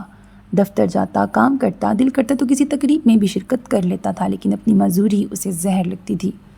اس کا زور گھر کے ملازموں اور اپنے ماتحتوں پہ چلتا تھا اور سارا نزلہ بھی انہی پہ گرتا تھا۔ ماموں ممانی نے اسے اس بات پہ روکا ٹوکا، نہ سمجھانے بجھانے کی کوشش کی، بلکہ انہیں اس کا یہ رویہ ٹھیک لگتا تھا۔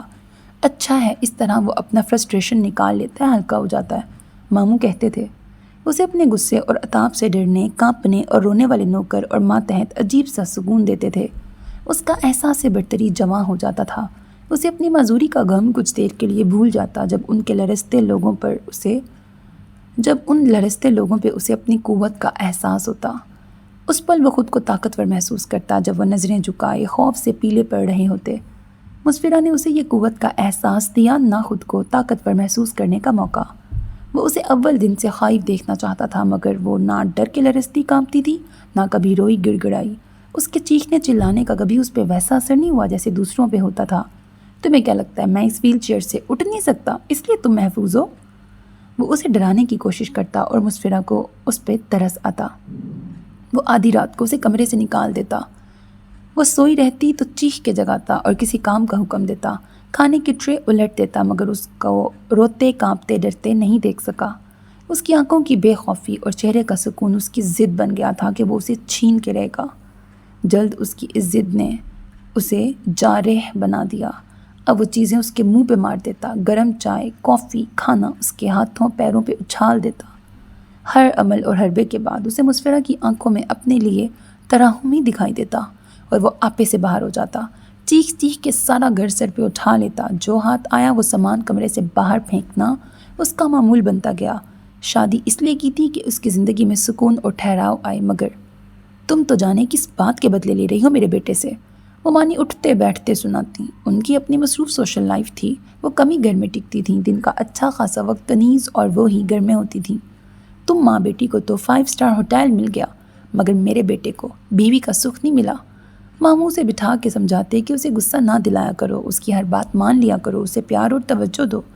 وہ سب کچھ سر جھکا کے خاموشی سے سن لیتی۔ اول اس نے کنیز سے سب چھپانے کی کوشش کی، مگر ایک ہی گھر میں رہتے ہوئے یہ ممکن نہیں تھا۔ اب جب وہ اسے کمرے سے نکال دیتا تو وہ دروازے کے باہر بیٹھے رہنے کے بجائے ماں کے کمرے میں جا کے سو جاتی۔ کنیز کی صحت دن بدن گرتی جا رہی تھی، وہ مسفرہ کو دیکھ دیکھ کے کڑتی رہتی۔ ان سب کے بیچ ناز ماں اپنی زندگی میں مگن تھی۔ کبھی موقع ملتا بھی تو وہ ماں اور بہن کو سمجھانے بیٹھ جاتی۔ ان دونوں کا گھومنا پھرنا موج مستی ہی ختم نہیں ہو رہی تھی۔ سال بھر بعد اس کی گود میں جڑواں بیٹے عماد اور عباد آ گئے۔ ماموں ممانی صدقے واری جاتے، اب وہ ان کی پسندیدہ بہو ہو گئی تھی۔ مہروز ان سے ملنے آتی رہتی تھیں، اکثر ان کے ساتھ اقسم بھی ہوتا۔ ایسے ہی ایک دن کنیز کے کمرے میں انہیں چائے دیتے ہوئے اس کی جلی کلائی اقسم نے دیکھ لی۔ یہ کیسے جلا ہے؟ وہ کافی لمبا نشان تھا، گرم پانی گر گیا تھا۔ اس نے دھیرے سے کہتے ہوئے آستین کھینچ کے داغ چھپا لیا۔ یہ پہلا زخم تھا جو اس نے دیکھا، اس کے بعد ان کا شمار نہیں تھا۔ امی، آپ سمجھاتی کیوں نہیں خالہ کو؟ وہ انسان ساتھ رہنے کے قابل نہیں ہے۔ اب تو نازمہ کے بچے ہیں، وہ دونوں واپس اپنے گھر آ جائیں تو بھی کچھ نہیں ہوگا۔ اتنا تو سمجھاتی ہوں ہر دفعہ، لیکن وہ اکیلی عورت اب ڈرتی ہے کہ جوان بیٹی کو لے کے کیسے رہے گی، جبکہ کوئی مضبوط سہارا بھی نہیں ہے۔ سبھی نے آنکھیں پھیر لی ہیں۔ کنیز اب وہمی ہو گئی تھیں، وہ مسفرہ کو لے کے تنہا رہنے سے ڈرتی تھی۔ اس نے خود مسفرہ سے بات کرنے کی کوشش کی۔ مجھے یہاں کوئی تکلیف نہیں ہے، نہ کسی سے شکایت ہے، تم پریشان نہ ہو۔ اس نے بات ہی ختم کر دی۔ وہ اسے اپنی قسمت سمجھ کے قبول کر چکی تھی۔ نازمہ اقسم، آہ، بد دعا، ٹکرانا، سزا جیسے الفاظ بھولتی نہیں تھی۔ جب عاقف کی کوئی زیادتی، نیا زخم اس کے سامنے آتا، وہ کہیں نہ کہیں سے یہ ذکر، یہ اشارہ نکال لیتی تھی، اور اسے وہ سب حساب برابر لگتے۔ وہ اکثر خود سے سوال کرتی، کیا واقعی یہ اس کا دل توڑنے کی سزا ہے؟ لیکن دل کبھی نہ مانا کہ اقسم نے اسے بد دعا دی ہوگی۔ دل سے نکلی آہ تو بد دعا اور الفاظ کے بنا بھی لگ جاتی ہے۔ خیال آتا اور دل مان بھی جاتا کہ اس کی آہ لگی ہے۔ لیکن میں غلط کہاں تھی؟ اس نے میری مرضی پوچھی تھی اور میں نے سچ کہا تھا۔ اسے نہ وہ خود غلط لگتی، نہ اقسم کی بد دعا کا یقین آتا تھا۔ پھر بھی جب وہ نازمہ کی باتیں سنتی، اس کا یقین ڈول جاتا۔ اپنے غصے، ضد اور نفرت نے عاقف کو ہسپتال پہنچا دیا۔ اس کا فشار الدم سنگین حد تک اوپر رہنے لگا تھا۔ ڈاکٹروں نے کئی احتیاطیں بتائیں، دوائیں دیں اور گھر بھیج دیا۔ گھر میں مسفرہ کا نیا امتحان تھا۔ اب ماموں ممانی بھی اس کے پیچھے ہوتے۔ عاقف کا بگڑا مزاج، اونچی آواز، غصہ، ان کے نزدیک ان سب کی وجہ وہی ہوتی، اور اسے شوہر کے بعد ان کی باتیں بھی سننا پڑتیں۔ کنیز اس کی طرفداری کرتی تو بات تلخ کلامی پر ختم ہوتی اور کنیز کمرے میں آ کے رونے لگتی۔ وہ کوشش کرتی کہ کنیز اس معاملے میں بولے ہی نہیں۔ اس کے بعد عاقف چند دن گھر میں رہتا اور پھر کئی دنوں کے لیے ہسپتال میں داخل کرنا پڑتا۔ اس کے امراض اور پیچیدگیاں بڑھتی جا رہی تھیں۔ ہسپتال کے قیام دنوں سے ہفتوں اور کبھی کبھی مہینوں میں ڈل گئے، اسے پتہ ہی نہیں چلا کس طرح 4 سال گزر گئے، جن میں 3 سال اس نے عاقف کے ساتھ ہسپتال اور گھر کھیلتے ہوئے بتائے تھے۔ اس دوران ناظمہ کے بچے بڑے ہو گئے تھے، وہ زیادہ نانی کے پاس رہتے تھے۔ ناظمہ اور آصف کی الگ ہی دنیا تھی، ان کے معمول اور زندگی کا لطف لینے کی رفتار میں کوئی بات رکاوٹ نہیں بنی تھی۔ آصف نے جانے کیا شرط رکھی تھی کہ اب ماموں ممانی اسے کچھ نہیں کہتے تھے، کبھی وہ کوشش کرتے بھی تو آصف انہیں یاد دلاتا اور وہ چپ ہو جاتے۔ ڈاکٹر نے عاقف کے امراض کی پیچیدگیاں سمجھاتے ہوئے انہیں کسی بھی انہونی کے لیے تیار رہنے کو کہا تھا، اور ایک دن وہ انہونی ہو ہی گئی۔ عاقف کی وفات کے بعد چونکہ اب وہ فارغ تھی، لہٰذا اس کی مصروفیت کے خیال سے ناظمہ نے بچوں کی مکمل ذمہ داری اسے سونپ دی۔ وہ بھی خالی بیٹھ کے بیزار ہو جاتی تھی، اس لیے یہ مصروفیت اسے بری نہیں لگی۔ ممانی کا رویہ اس کے ساتھ یوں تھا گویا ان کے بیٹے کی قاتل وہی ہے۔ کنیز کو اب بھابھی کی باتیں برداشت نہیں ہوتی تھیں، وہ کبھی جواب دیتی تو اچھی خاصی لڑائی ہو جاتی۔ ایسے میں جب ناظمہ آ کے انہیں ہی سمجھاتی تو وہ اور بگڑ جاتی۔ اب افسہ بھی وہاں سے انہیں کہنے لگی تھی کہ وہ مسفرہ کو لے کے گھر چلی جائیں۔ اس کی مجبوری یہ تھی کہ وہ آ نہیں سکتی تھی اور دور بیٹھ کے پریشان ہونے کے ساتھ ساتھ مشورے ہی دے سکتی تھی۔ ان کے اور بھابھی کے آئے دن کے جھگڑوں کے بعد مہروز کا اصرار بھی بڑھ گیا تھا۔ مسفرہ کو بھی اندازہ ہو گیا تھا کہ ممانی عاقف کے بعد انہیں گھر میں رکھنا نہیں چاہتی، جبکہ ناظمہ کا مفاد ان کے وہیں رہنے میں تھا۔ گزرے وقت میں اس نے کافی گتھیاں سلجھائی تھیں۔ اسے ناظمہ کا مزاج سمجھ میں آیا تو اس کی اپنی کئی الجھی سوچیں، غلط خیال صحیح ہو گئے تھے، لیکن اس کی ترجیح ماں تھی۔ ناظمہ کو پرواہ نہیں تھی، اور جسے پرواہ تھی وہ پردیس میں تھی۔ واحد بچی وہ۔ جب سب جگہ سے ایک ساتھ کنیز پہ ایک ہی بات کا دباؤ پڑا تو انہوں نے بھی مثبت جواب سوچنا شروع کیا کہ 2 عورتیں بھی اپنے گھر میں محفوظ رہ سکتی ہیں۔ پھر بھی انہوں نے فیصلہ کرنے میں سال 1.5 لگا دیا تھا۔ ناظمہ نے سنا تو انہیں لاکھ سمجھایا، قائل کرنے کی کوشش کی کہ ان کا ماموں کے ساتھ رہنا بہتر ہے، مگر وہ نہیں مانی۔ اقسم نے اتنے دن سے بند پڑا مکان کھول کے صاف صفائی کی۔ کچھ دن تک وہ اور مسفرہ گھر جا کے تھوڑا تھوڑا کام کر کے اسے رہنے کے لائق بناتی رہیں، اور جب وہ تیار ہو گیا تو وہ اپنا سامان لیے ادھر منتقل ہو گئیں۔ اپنی آزادی اور خود مختاری حاصل ہوتے ہی دونوں کی زندگی اس معمول پہ آ گئی تھی جس میں سکون تھا۔ ناظمہ اب بھی بچوں کو اس کے پاس چھوڑ جاتی تھی۔ بچے بھی کم عمری سے ماں باپ کے بنا رہنے کے عادی تھے۔ یہاں آنے کے بعد مہروز کے ساتھ اقسم کا آنا جانا اور ان کا آمنا سامنا اور کبھی کبھار کی بات چیت بھی بڑھ گئی تھی۔ ایک بار پھر ناظمہ بچوں کو لیے حاضر تھی۔ وہ اور آصف دبئی جا رہے تھے اور تب تک بچے اس کے پاس رہنے والے تھے۔ کنیز نے اس بار ناظمہ کو بھی آئینہ دکھانے کی کوشش کی۔ امی، میری سسرال میں ہے ہی کون؟ ایک جٹھانی، وہ بھی یہاں ہے۔ ایسے وقت میں گھر والی نہیں تو کون کام آئے گا؟ ویسے بھی دادی کی بنسبت مائیں نانیوں پہ زیادہ اعتبار کرتی ہیں۔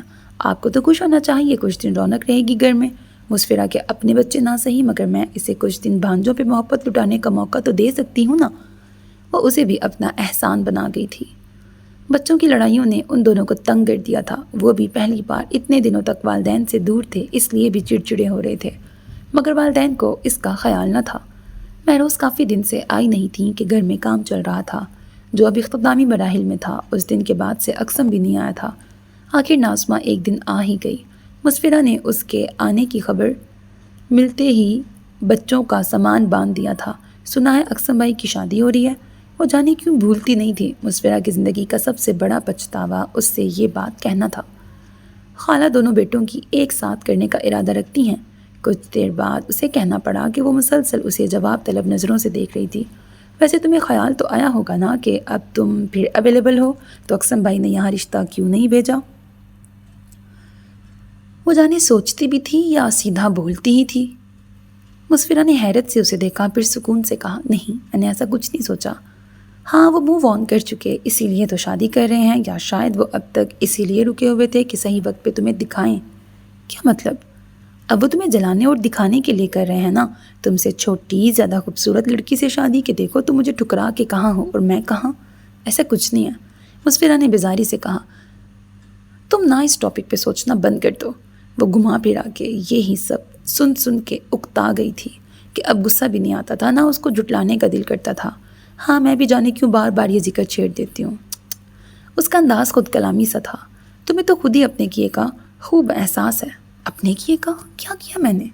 وہ بحث نہیں چاہتی تھی مگر ناظمہ کا انداز اس قدر اسے چبھا کہ وہ پوچھ بیٹھی، اقسم بھائی کو انکار، ان کا جو دل توڑا تھا تم نے ان کی غریبی کی وجہ سے، اب تمہیں انہیں دیکھ کے افسوس ہوتا ہوگا، اب تو ان کے حالات اس گھر سے کئی گنا بہتر ہیں، اتنی سزا بھی تو بھگت لی اس کی، تمہیں تو ہر لمحہ یاد آتا ہوگا نا کہ انہیں ہاں کہہ دیتی تو یہ سب نہ ہوتا، نہ منگنی ٹوٹتی، نہ عاقب بھائی سے شادی ہوتی، نہ اتنا سب سہنا پڑتا، نہ آج تم بیوہ، وہ بھی بے اولاد بیوہ ہوتی۔ وہ بڑی سہولت سے عاقب سے شادی میں اپنا کردار حذف کر گئی تھی۔ اس نے ناظمہ کو ہمیشہ بہن، اور وہ بھی چھوٹی، ناسمجھ، نادان بہن ہونے کا بہت مارجن دیا تھا۔ وہ اس کے رویے کی وجہ کافی پہلے جان گئی تھی مگر اندر کا لاوا اس وقت باہر ابلا تھا۔ تمہیں پتہ ہے مجھے کون سا خیال بار بار آتا ہے؟ اگر تم اپنی محبت کے پیچھے اندھی نہ ہوتی، خودکشی کی کوشش نہ کرتی، میری اور امی کی زندگی ان سب پریشانیوں اور دکھوں سے پاک ہوتی جو ہم نے تمہارے سسرال میں جھیلے۔ ناظمہ تل ملا کے اٹھ کھڑی ہوئی۔ اس نے منہ کھولا مگر مسفرہ نے اسے بولنے نہیں دیا۔ میری زندگی سزا نہیں تھی، کسی کی بد دعا بھی نہیں، بلکہ یہ تمہاری خود غرضی کی نظر ہو گئی تھی۔ تم جتنا بھی مجھے گلٹی فیل کرانے کی کوشش کرو، میں جانتی ہوں میں نے کسی کے ساتھ غلط نہیں کیا ہے جس کی سزا کے طور پہ میری زندگی ایسی مشکل کر دی جاتی۔ جو میرے ساتھ ہوا وہ سزا نہیں، یہ میری آزمائش تھی، بلکہ یہ ہم دونوں کی آزمائش تھی کہ ہم اپنی ماں اور بہن کے لیے کیا کرتی ہیں۔ تم نے کیا کیا؟ ہماری بات مانی یا آصف کو منایا یا اپنی ضد چھوڑ دی؟ تم ہمارے لیے کچھ نہ کرتی تو بھی اچھا تھا مگر تم نے اپنی خوشی کے لیے ہم دونوں سے ہماری خوشی اور مرضی والی زندگی چھین لی۔ میں بھی اس وقت اقسم سے شادی کر سکتی تھی، میں اقسم سے ایک لفظ کہتی اور وہ سب سنبھال لیتا، اپنی ممانی کو وہ سب سنبھال لیتا۔ امی ممانی کو جواب دیتی کہ میرا اور اقسم کا رشتہ تو کب سے طے ہے، اب شادی کی تاریخ بھی طے ہو چکی، لیکن اگر یہ سب ہوتا تو تم کیا کرتی؟ تم سے کچھ بعید نہ تھا، تم گھر سے بھاگ جاتی، کورٹ میرج کر لیتی، دوبارہ خودکشی کی کوشش کرتی یا ایسا ہی کچھ جو پاپا کی اس گھر کی عزت مٹی میں ملا دیتا۔ امی یہ سب دیکھ کے جیتے جی مر جاتی، کیونکہ تمہیں امی کا خیال تھا نہ میرا۔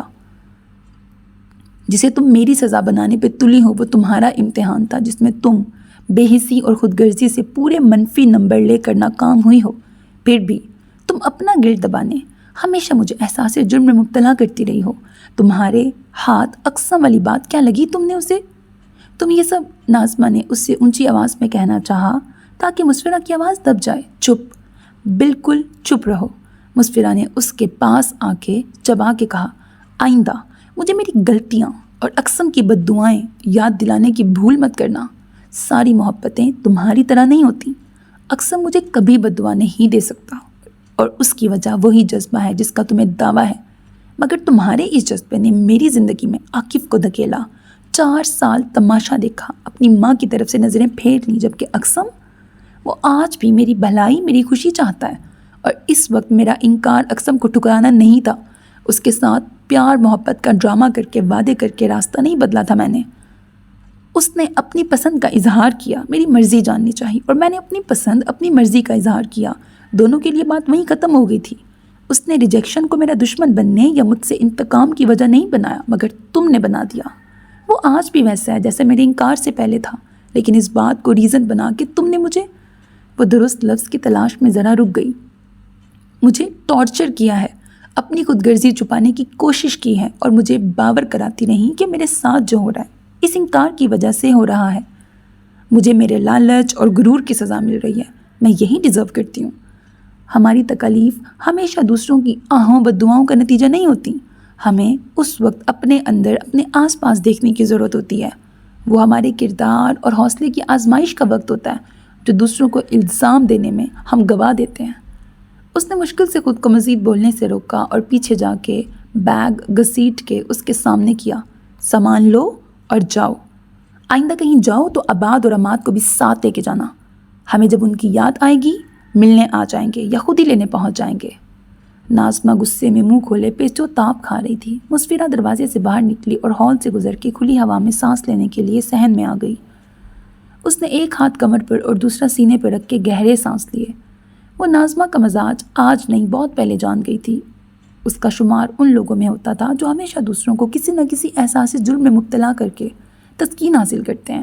ایسا نہیں ہوتا کہ انہیں اپنی غلطیاں خطائیں دکھائی نہیں دیتی یا وہ سمجھتے نہیں ہیں، وہ سب جانتے ہیں، اور کوئی انہیں اس کا احساس کروائے یا خود ان کا ضمیر ملامت کر کے جینا مشکل کر دے، اس سے قبل وہ دوسروں کو ان کی خود کی نظروں میں مجرم بنا دیتے ہیں۔ بچے نانی کے کمرے میں تھے، وہ انہیں باہر بلانے کے ارادے سے واپس جانے کو پلٹی اور پیر زنجیر ہو گئے۔ پیچھے قیاری کی دیوار پہ اقسم بیٹھا تھا، وہی قیاری جو اس کے کمرے سے لگ کے تھی، جہاں اس کے کمرے کی کھڑکی کھلتی تھی۔ وہ یک ٹک اسے دیکھ رہا تھا۔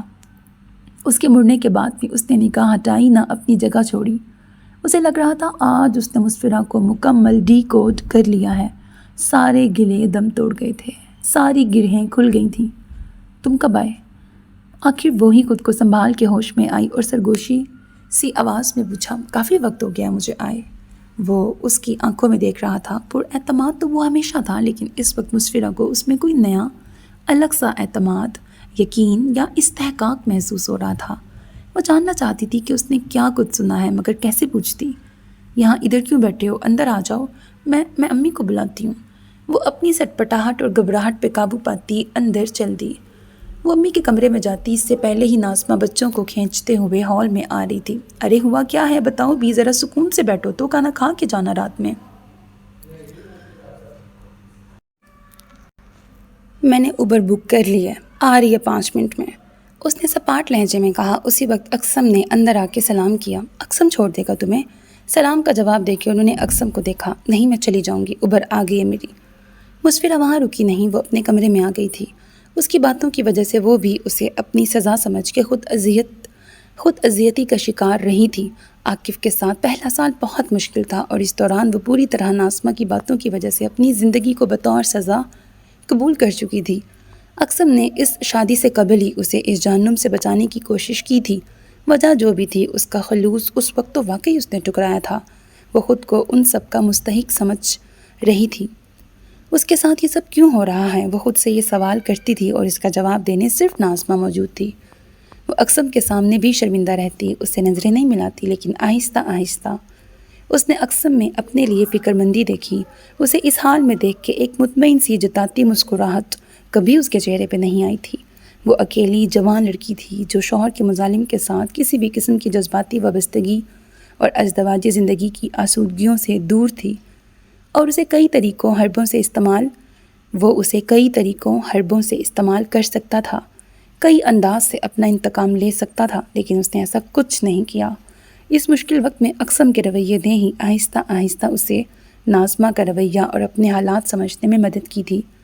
کنیز اس سے پوچھتی رہیں کہ ناظمہ کو کیا ہوا ہے جو اس طرح چلی گئی، مگر اس نے پتہ نہیں کے علاوہ دوسرا جواب نہیں دیا۔ اقسم پھر اسی دوراہے پر تھا۔ ایک بار پھر مہروز کو جواب دینے سے پہلے اسے مسفرہ سے جواب لینے کا دل کر رہا تھا۔ ان کے گھر کا کام ختم ہونے کے بعد اب کنیز کے مکان کا رنگ بھی مکمل ہونے والا تھا۔ وہ کئی بار وہاں گیا، مگر کام کے علاوہ مسفرہ سے کوئی اور بات نہ ہو سکی۔ مہروز نے اسے الٹیمیٹم دے دیا تھا کہ اس لڑکی کا ایڈریس دو، نہیں تو وہ زنیرہ کے یہاں جا کے سیدھا شادی کی تاریخ طے کر آئیں گی۔ آخر اس نے فون اٹھایا۔ ایک بار مسفرہ سے بات کرنا ضروری تھا۔ وہ بہت دیر سوچتا رہا، پھر لکھ کر مٹاتا رہا۔ مجھے تم سے کچھ بات کرنی ہے۔ کیا ہم بات کر سکتے ہیں؟ ہمیں ایک بار ایمانداری سے ایک دوسرے کو سننے کی ضرورت ہے۔ اگر تم تیسری بار ریجیکٹ نہ کرنے کا وعدہ کرو تو میں ایک بار پھر قسمت آزمانا چاہتا ہوں۔ کیا تم تیسری بار بھی ریجیکٹ کر دو گی؟ باہر سے مہروز نے اسے پکارا اور آخری لکھا جملہ ڈیلیٹ کے بجائے سینڈ ہو گیا۔ ڈیم! وہ گڑبڑا کے کھڑا ہو گیا۔ فوراً ہی بلو ٹک ابھری اور اس کا دل تھمنے لگا۔ جس لمحے سے وہ خوف زدہ تھا، وہ کسی بھی پل حقیقت میں ڈھلنے والا تھا۔ اب چلو بھی، میں کب سے تیار بیٹھی ہوں۔ ان کی جھنجھلائی آواز کے ساتھ وہ بھی دروازے میں نمودار ہوئیں تو وہ فون جیب میں رکھتا کھڑا ہو گیا۔ چلیں۔ وہاں پہنچنے کے بعد وہ دونوں سہیلیاں ڈائریاں کھولے شادی کی تاریخ اور تیاریوں کا حساب کتاب کر رہی تھیں۔ وہ کچھ دیر ان کے ساتھ بیٹھا رہا، پھر اٹھ کے باہر آ گیا۔ دیکھ لینے کے بعد بھی اس نے ابھی تک جواب نہیں دیا تھا۔ وہ اسے فون کرنے سے پہلے قیاری کی دیوار پہ بیٹھا تو سارا ماضی آنکھوں کے سامنے گویا فاسٹ فارورڈ میں گزر گیا۔ پتہ نہیں کب وہ ہنستی مسکراتی شوق سی لڑکی اسے اتنی عزیز ہو گئی تھی، مگر پہلی خاموش محبت کا تجربہ بڑا دلنشیں تھا۔ ملازمت ملتے ہی اسے پہلا خیال یہی آیا کہ اب امی کو بتا دینا چاہیے۔ جانے کیوں اسے یقین تھا کہ سب کچھ ویسا ہی ہوگا جیسا وہ چاہتا ہے۔ اس کا جواب خلاف توقع تھا۔ یہ تو اس نے سوچا ہی نہیں تھا۔ اسے پہلے سن کے بھی یقین نہیں آیا، پھر اسے دکھ ہوا تھا۔ وہ کئی دن دنیا سے بیزار رہا، اس کا دل کرتا نوکری چھوڑ دے، کچھ نہ کرے، ساری دنیا سے چھپ کے گھر بیٹھا رہے۔ پہلی محبت اور پہلے قدم پہ ہی ناکامی، سنبھلنا آسان نہیں تھا۔ اس کا دل اسے راہ پر لے آنے کو سمجھاتا رہتا۔ وہ تمہارا مذاق بھی بنا سکتی تھی، تمہیں تمہاری اوقات بھی یاد دلا سکتی تھی، لیکن اس نے ایسا نہیں کیا۔ تم نے اس کی مرضی جاننا چاہی اور اس نے وہی بتائی۔ زندگی آسان نہیں تھی اور ذمہ داریاں بھاری تھیں۔ محبت میں ناکامی کی وجہ سے جب بے توجہی اور سستی کا خمیازہ دفتر کے کام میں سستی اور اعلیٰ حکام کی ڈانٹ کی صورت سامنے آیا تو جلد اسے کام پہ توجہ دینی پڑی۔ وہ یہ ملازمت نہیں کھو سکتا تھا، اس کے پاس یہ دکھ منانے اور اسے روگ بنانے کی فرصت اور مراعات نہیں تھیں۔ جلد اس نے خود کو سنبھال لیا، مصروف کر لیا، مگر مسفرہ کی زندگی میں مشکلیں آتی گئیں۔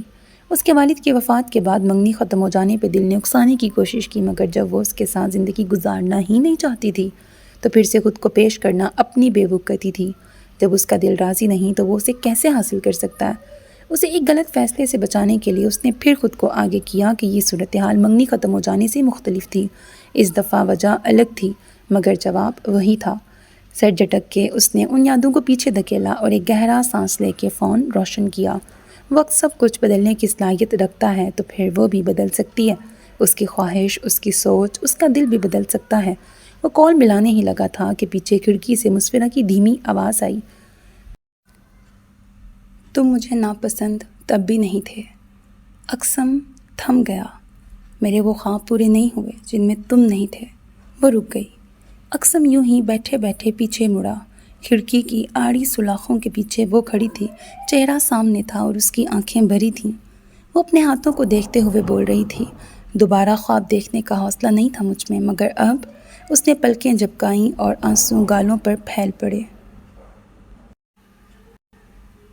جنہیں اس نے فوراً انگلیاں پھیر کے غائب کیا۔ اور اب اقسم کی آواز بس اس نے سنی۔ وہ رونے لگی تھی۔ اس نے پھر آنسو پونچھے، آنکھیں اس کے قابو میں نہیں آ رہی تھیں۔ تم اکیلے نہیں ہو جسے ریجیکٹ ہونے کا ڈر ہے، اس نے بڑی ہمت سے آخر کہہ دیا۔ جو تکلیف 2 دفعہ اس نے اقسم کو دی تھی، اس کا مداوع اس پر فرض تھا، تو وہ کیوں ایک بار پھر اقسم کو سوالی بننے دیتی؟ تم پوچھ کے تو دیکھو۔ اقسم کے چہرے پر خفیف سا تبسم ظاہر ہوا۔ جانے کتنے زمانوں کے بعد وہ دل سے مسکرایا تھا۔ مسفرہ نے اسے دیکھا۔ اگر میں کہوں مجھے کوئی اعتراض نہیں تو کیا تم اب بھی مہروز خالہ سے بات کرو گے؟ وہ پھر 8 سال پہلے کی طرح سرخ ہو گئی تھی، مگر وجہ اس دفعہ نہیں تھی، وہ خود نہیں تھی۔ وہ کھڑکی کی طرف رخ کیے کھڑا ہو گیا۔ ہاں مسفرہ، اس کی دھیمی آواز میں سکون تھا، قرار تھا۔ کتنا آسان تھا سب، مگر کس قدر مشکل کے بعد وہ اس مقام پر پہنچے تھے جہاں یہ آسانی ملی تھی۔ اقسم کہاں چلے گئے؟ اندر سے مہروز کی آواز آئی۔ تم بھی سننا چاہتی ہو تو آؤ، اس نے شرارت سے کہا اور ہال میں چلا گیا۔ وہ پھر ان کے جانے تک ہال میں نہیں گئی، لیکن اقسم نے وہاں بات نہیں کی تھی۔ گھر آنے کے بعد مہروز کو بتایا، وہ حیران سی خاموش منہ کھولے اسے سن رہی تھیں۔ 8 سال پہلے یہ بات آسان تھی، وہ سن کے پھولے نہ سماتی، مگر اس وقت وہ خود سمجھ نہیں پا رہی تھیں کہ کیا رد عمل دیں، یا انہیں یہ جان کے کیسا لگ رہا ہے۔ کئی بار ان کے دل میں بھی یہ بات آئی تھی، لیکن وہ سہیلی کو مشکل میں نہیں ڈالنا چاہتی تھیں کہ ان میں فرق تھا، اور لوگ بیٹیوں کے لیے ہمیشہ بہتر ہی دیکھتے ہیں۔ لیکن یہ بھی سچ تھا کہ منگنی ٹوٹنے اور عاقف والے معاملے کے بعد پھر انہیں یہ خیال کبھی نہیں آیا تھا۔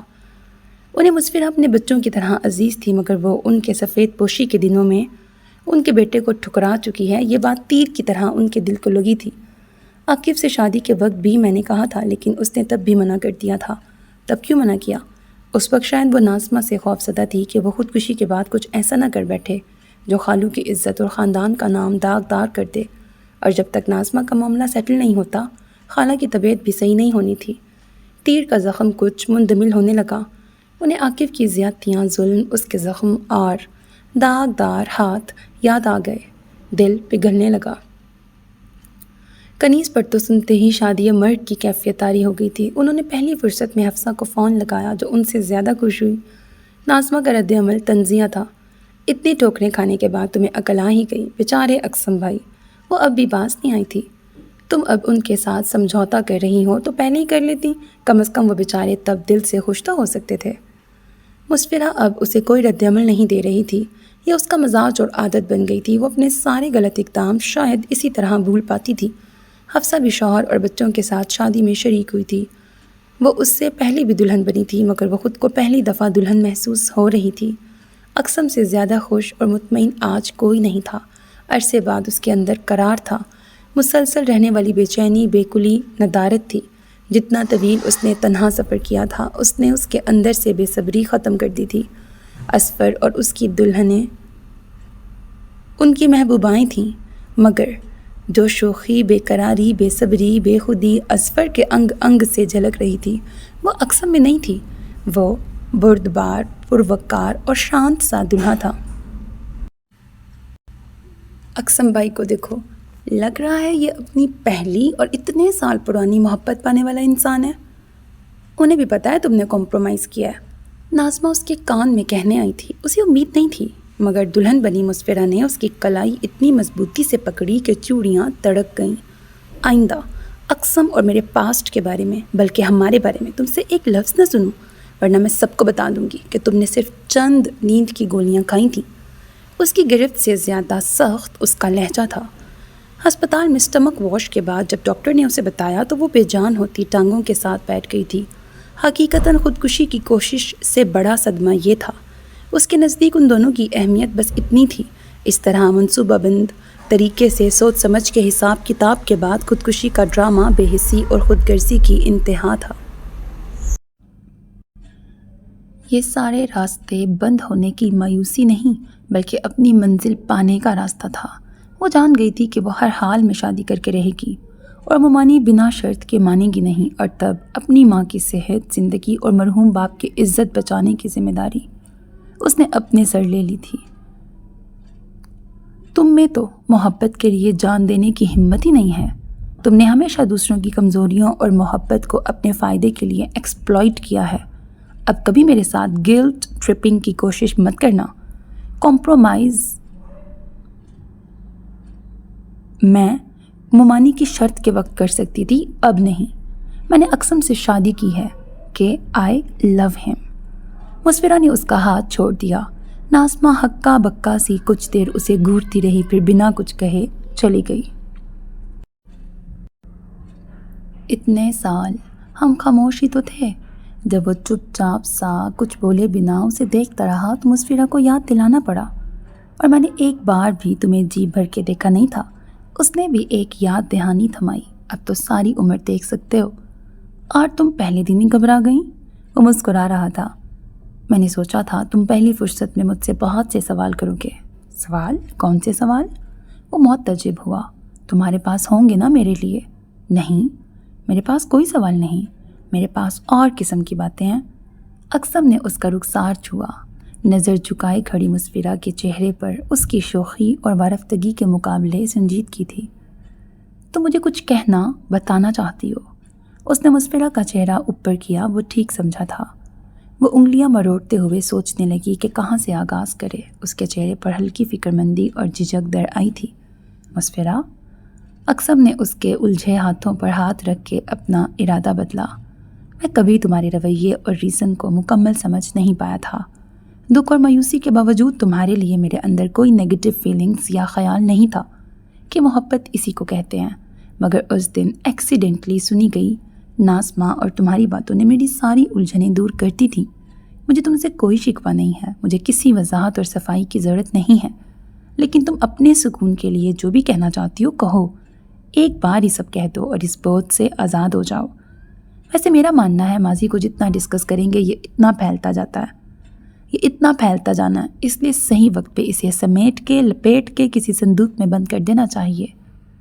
وہ اس لیے اپنی بات کہنا چاہتی تھی کہ اقسم کے دل میں کوئی گرا نہ رہ جائے، لیکن اس کی نسبت اقسم جس سادہ اور آسان انداز میں بیان کر رہا تھا، اس سے واضح تھا کہ اس کے پاس کوئی الجھن تھی، نہ کہیں ضرورت تھی کہ کچھ کہا جائے۔ میرا خیال تھا سب اتنا کمپلیکیٹڈ ہے کہ ہمیں اسے سلجھانے کے لیے آپس میں کئی سیشن کرنا پڑیں گے۔ اس کے دل کا بوجھ یک لخت ہوا ہو گیا تھا۔ ہاں، ہمیں سیشنز کی ضرورت تو ہے، اس نے ہاں کو لمبا کھینچتے ہوئے مسفرہ کے شانے کے پیچھے بازو پھیلا کے اسے خود سے قریب کیا، لیکن اس والے۔